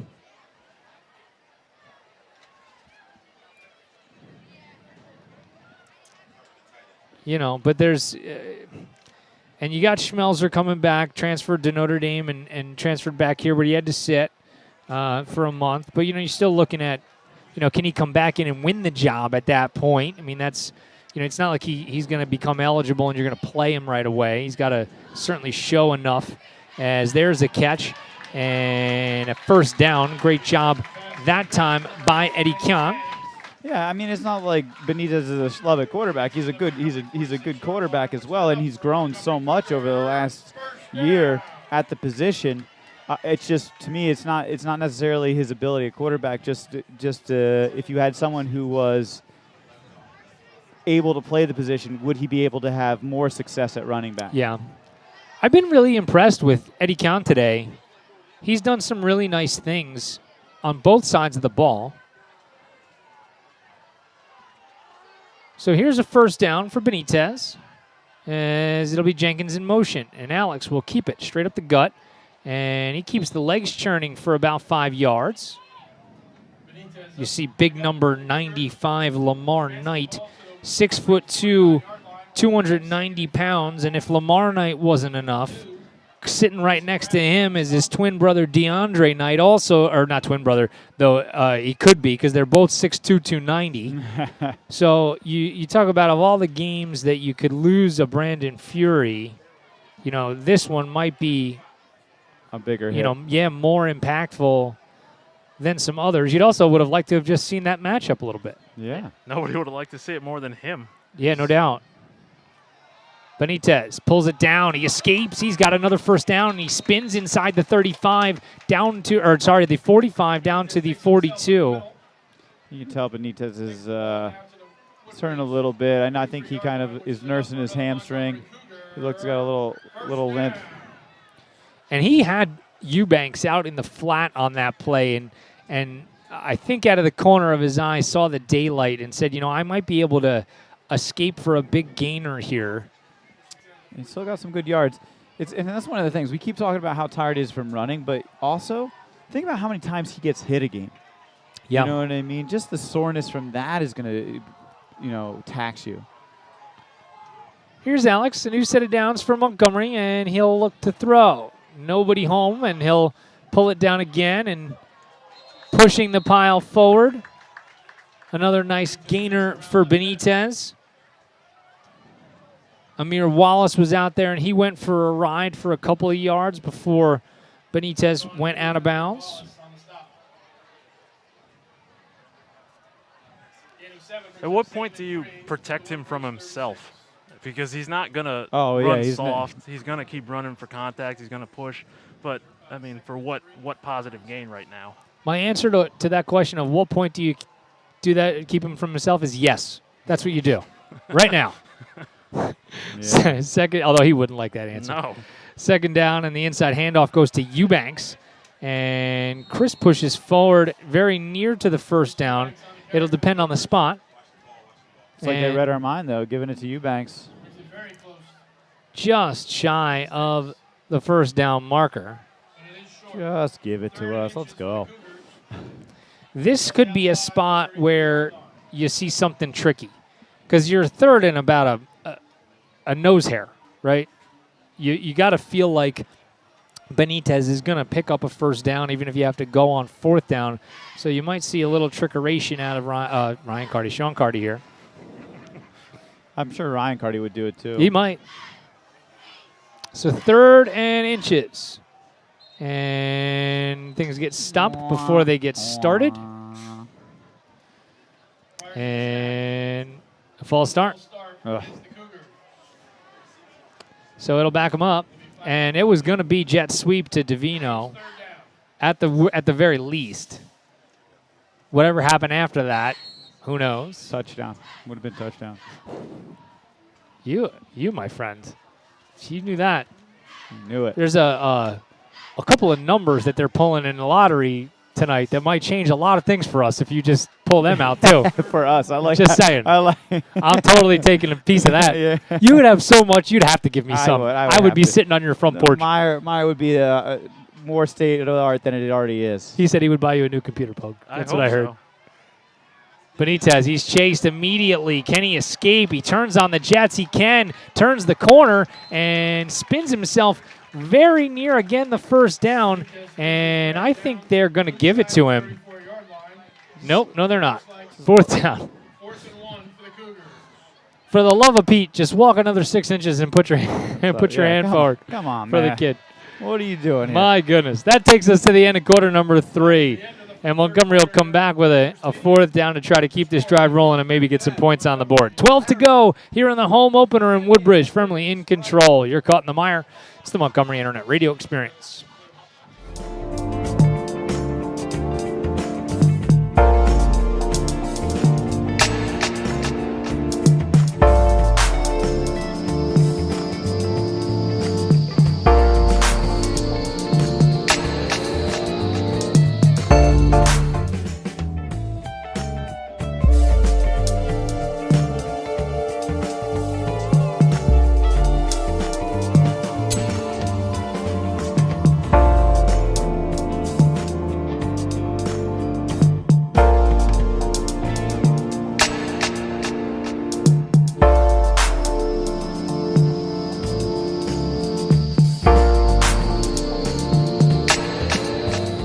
Welcome back to the Mire. We're sitting here joking at the break with RJ Simano because this is the first game we've ever utilized. We have a new fun robotic camera, as I mentioned, and we also have a fun joystick that controls the thing with some iPad controls, and it's a pretty neat setup for somebody who plays video games, as most of the kids do. I'll get to the rest of the story in a second. Also with some bad news for RJ. It is the goal line package. They give to Benitez. He falls forward, and they're going to mark him short. They're going to say that Woodbridge stopped him. I don't believe him. It was Jenkins under center in the goal line package, and, yep, they say it's short, and Woodbridge is going to get the ball back. So the bad news for RJ that he just doesn't even realize yet is that I might see to it that he never plays varsity football. Because if he plays varsity football, then somebody else has to come run the camera, and I don't really know if we're in for that. Because if this is how he did it day one, yeah, imagine when he gets the hang of it. Like kidnap him. That's it. Sorry, Z. Can't have him. Don't care how good he is. You can have that conversation with him. Might make the Bear retire before I have that conversation. Oh, 1st and 10 for Woodbridge. I don't know. The Bear does appreciate good video. You get into the second. He does. He keeps telling me, your camera's so clear now. Yeah. I was like, it's just the first 2 times you watched. Because he just He's also been wearing his reading glasses, so. He still, and I'm not making this up, he must tell me once a week, listen, nobody cares about the video. Just do audio. No, everybody wants to listen on the radio. I'm like, you don't know anything of what you're saying at all. Anyways. Yeah, most of the people are probably have us muted right now. Oh, with any luck. With any Here's a handoff, and still on his feet, bouncing to the outside with a first down for Woodbridge. And it was Calvert that time, just shy of midfield. You see there as McManus lost his helmet, and therefore he's got to come out for a play, and then you have a Cougar down, and that's Sumalone. And you can't really have that. That's really not the way to go. Let's hope it's just a cramp. Still a little warm yeah, there. it looks like he's cramping. They're working to get him stretched out, both calves. So how about this in terms of a cramping story? I was a cramper, back when I actually played when I played athletics, back in like the 40s. And well, listen, if there's any people out there listening who like cramp, some people can't understand it because you never cramped, but if you did, you cramped all the time. He's a cramper. Right.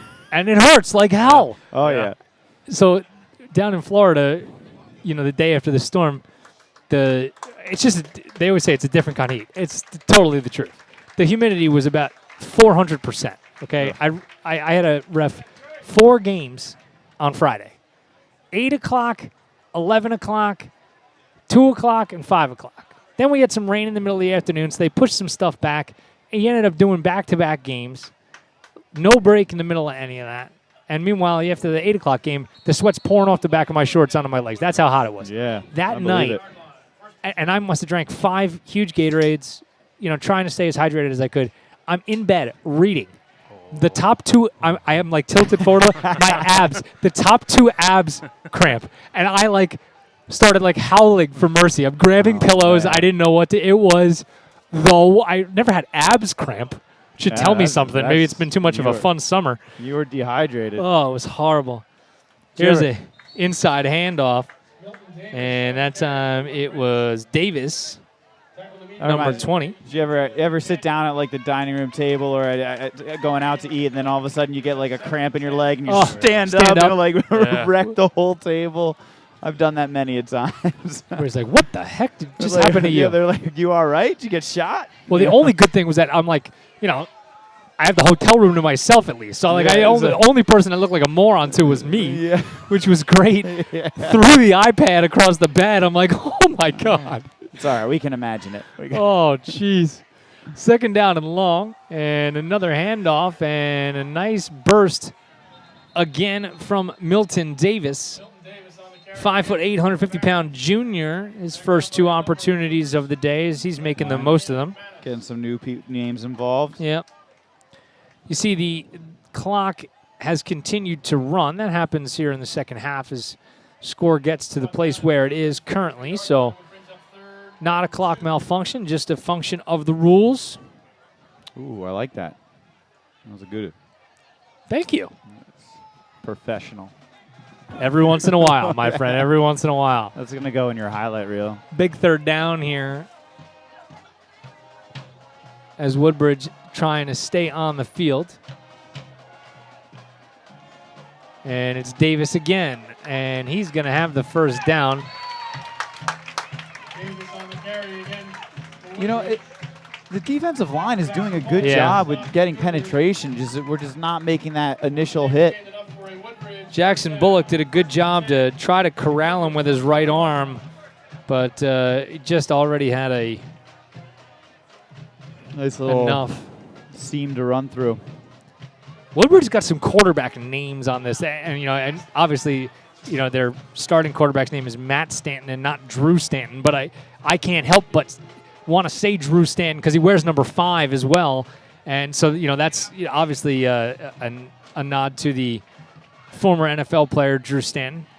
As again, it's Davis on the carry, and he is stacked up after a short gain. And then now the quarterback is Derek Anderson. I love that guy. Not that Derek Anderson, the other Derek Anderson. There's a couple of them.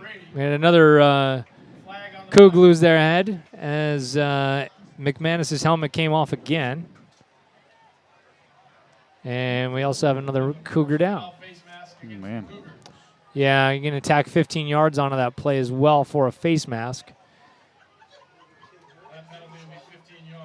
This time of the game, these injuries are not what you want to see. And it's, it's Andre again cramping up. So they're just trying to get, once it, you just can't, you can't stop that once it really gets going, that's for sure. At least it hasn't escalated to his abs. Oh, don't ever let it happen to you. Well, I'm gonna go out on a limb and say I'm never gonna officiate 4 games in the Florida heat in August in 400% humidity. So hopefully I can avoid that. I'll tell you I'll go down there to ref a game in February or March anytime. Okay, before it gets hot here, but you can have August. I'll tell you that. I'll tell you, I cramped like that. My first marathon that I finished was the Pocono Mountains, right? So you think, all right, but it was in May. Ended up being 85, super sunny. I get to mile like 20, 21, and I get like a softball size lump in my quad. Oh my God. So I'm just like laying on the side of the road and like trying to like massage it out. I finished eventually. It wasn't my best marathon ever, but it was painful. You know, Pug, you know what I have to say to that? Oh, it's not my worst marathon time ever. Boo-hoo! Your worst marathon time. I can't even No, count to it- 26. That was a humble Forget brag. about it. Of course it was. Very You know good how humble many- brag. You know how many people have run a marathon? Like it's not Listen. not all that. Look, here's the thing that I never understood, okay? Marathon gets its name because some guy ran in Greece to marathon 26 miles and died. What do we do in homage to the guy? We run the thing over and over like, ha ha, we did what you couldn't. Yeah, Oh, great I idea. never thought of it that way. That Yeah. takes all the pageantry out of it pretty quickly. Come on. But we don't die. It's good, man. No. I mean, well, Sorry, guy who Try invented the not to. marathon. I just had a little lump in my leg, but I finished. Don't worry. Yeah. It just wasn't my best time. He doesn't even know he invented it. yeah, man. Seriously, that's an even worse thing. Here's Milton Davis again as he's off the left side, and he again is close to a first down. But do we know that he died from the running? Well, what else could it have been? It happened. I mean, that's too. I don't believe in coincidences, man. The guy just doesn't drop dead after running that kind of distance. Scurvy, It was probably malnutrition. What did he have? No oranges? Get the guy Dysentery? some oranges. I don't know. It's not what it's not the Oregon Trail. I mean, Rome had sewers, but not great Yeah. ones. I don't know. It might have been the plague. Maybe they picked the guy. that had Marathon's the in plague. Greece, by the way, buddy. Yeah, it's in the same area. Rome had sewers, but this unfortunately happened a little bit over to the right. Exactly. As you're Where looking do at the globe, Where you know. do you think they got it from? We're really reaching right now, guys. I got to tell you, we're reaching. Oh, it's another first down as Milton Davis again searches for some room, and he gets another 4 or 5. It's funny. We went to Florida this summer, and back in like June, and it was actually during a heat wave in New Jersey. So it was cooler in Florida than it was in. I know it. We went in to New Jersey. Atlanta that week. The same thing, and we left the heat there, and I was just like, oh man, thank God. Yeah. It was nice. Ours was like overcast, kind of a little bit rainy, so it was like it wasn't Yeah. terrible. I mean, I think if you go to Florida, that's kind of how you want it to be. You know, it's a little cloudy. Seriously. Even this past weekend when we were down in Atlanta, very temperate. It felt more like a nice fall day than it did a summer day. Ended up heating up a little bit in the afternoon, but for most of the game there, it was pretty awesome. You were in officiating in Atlanta. No, I went to the Falcons game. Oh, you went to the Falcons game? We Yeah.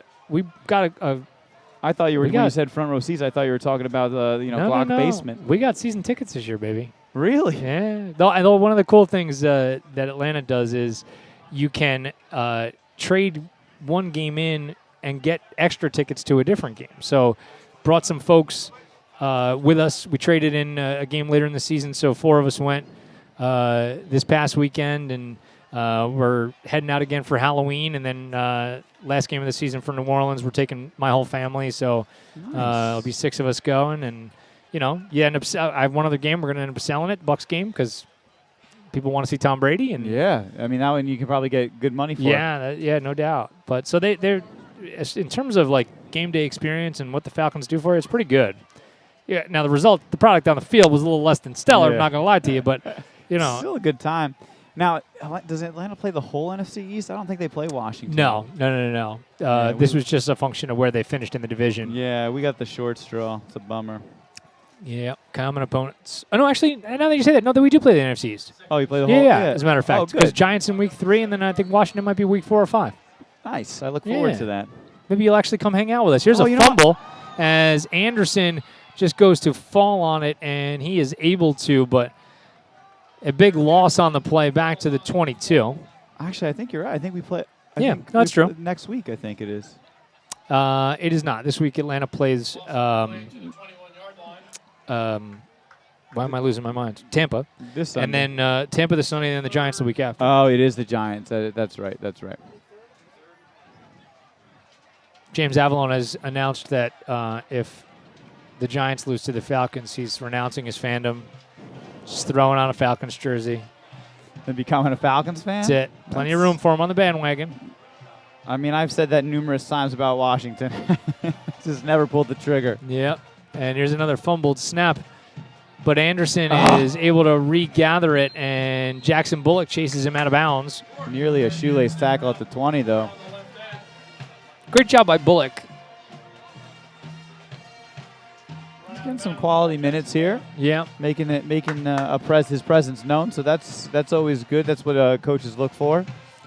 And this is one of those things that, the tape doesn't lie, right? As the, people go back and watch, it's, if you're out there and you've given up, I mean, that's the fastest way to not play anymore, Yep. in the next game. So, score be damned. You're getting some effort out of everybody in gold on this play so that they can get off the field. Anderson in the shotgun, and again a low snap, and he is going to be swallowed up again by Bullock, and Jackson Bullock with the sack, and Montgomery's able to get off the field. Let's look at this again here, and you just watch Bullock creep up to the line and shoot through like a bullet, and he had a hold of Anderson's jersey.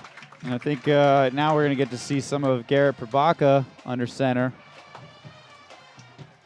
We got a quick look at him last week toward the end of the game as Montgomery was looking for maybe something a little bit off schedule that Linden wasn't ready for, and he narrowly missed a completion up the left sideline that could have gone for some yardage because I really don't think Linden was prepared. It is Garrett under center, and we're going to have a false start penalty as it looked like Schlock-Cherishaya has Prior to the snap, false start. got going a little bit too soon. Remain first down. Who did? Schlock, number 21, or 61. Okay.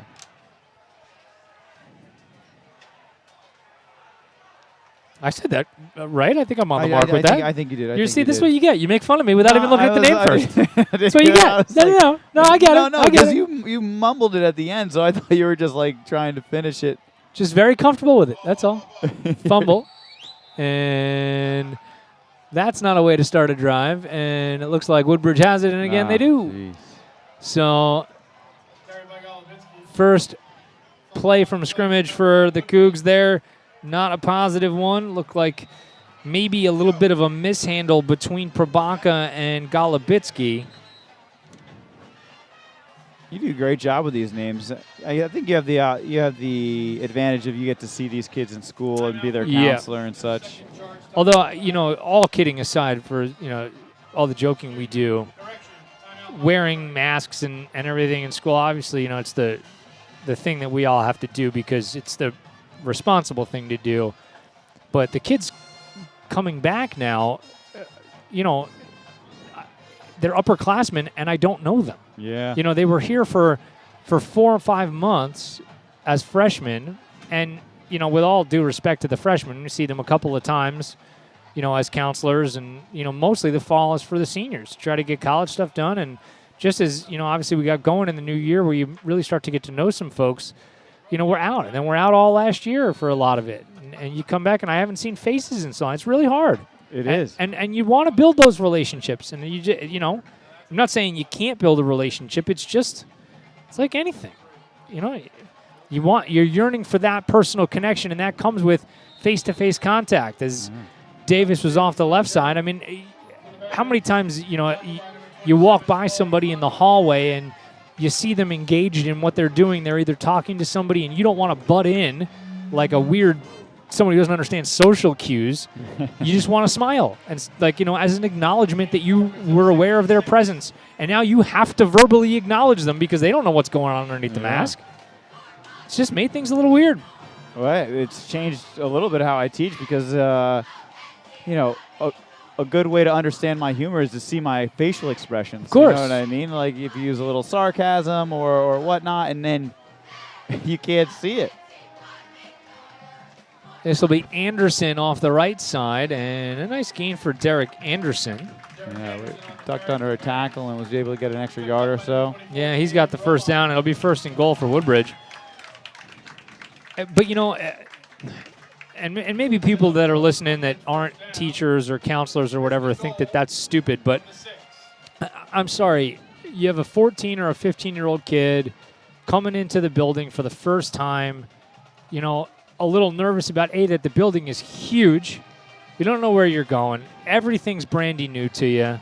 All the people are brand new. You don't have any, like, teachers from way back when that you could just, you know, lean on. And I want that kid to feel like that there's a place for them in our building and that the people are friendly and that they should feel comfortable because that's how we know they're going to learn the right way. Yeah.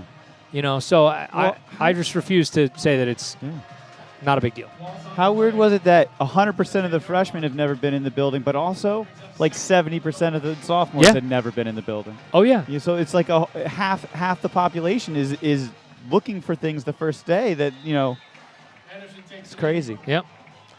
So 2 knees from Derek Anderson, and that is going to bring this one to a close. So the 2021 season off to a rather inauspicious beginning through 2 contests as Montgomery's been shut out in each for the first time since I can really remember. You know, I didn't even ask to see if that, or go back through the archives if that's been a thing. I mean, is that to your recollection? Has that been a? I think there was one.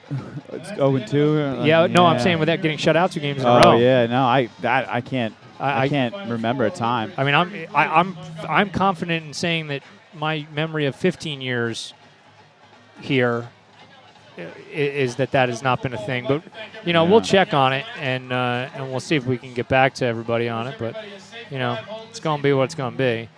But in any event, the proceedings have been a production of the MIRE. It's the sole property of the Montgomery Internet Radio Experience. Any rebroadcast, retransmission, or account of this game without the express consent of the MIRE is strictly prohibited. Our next 3 games are going to be on the road. So we'll be broadcasting live from the command center in Lawrenceville. And hopefully we won't wear those lovely white jerseys with the gold numbers anymore. Or we've just tried to figure out a thing where we can put this up on like the hugest TV on planet Earth so maybe I can read the numbers and it'll be a little more entertaining. But Timmy, it was great to be back with you, my friend. Yeah, loved it. Appreciate it. RJ, you were the MVP of this game. Never allowed to leave. Pogue, you were just average as always. I'll take it. That's an improvement. Woodbridge has defeated Montgomery in the home opener, 33-0. We'll be back with Muck and Mire podcast. That'll drop for you on YouTube and wherever you find your podcasts on Monday morning at 5 a.m.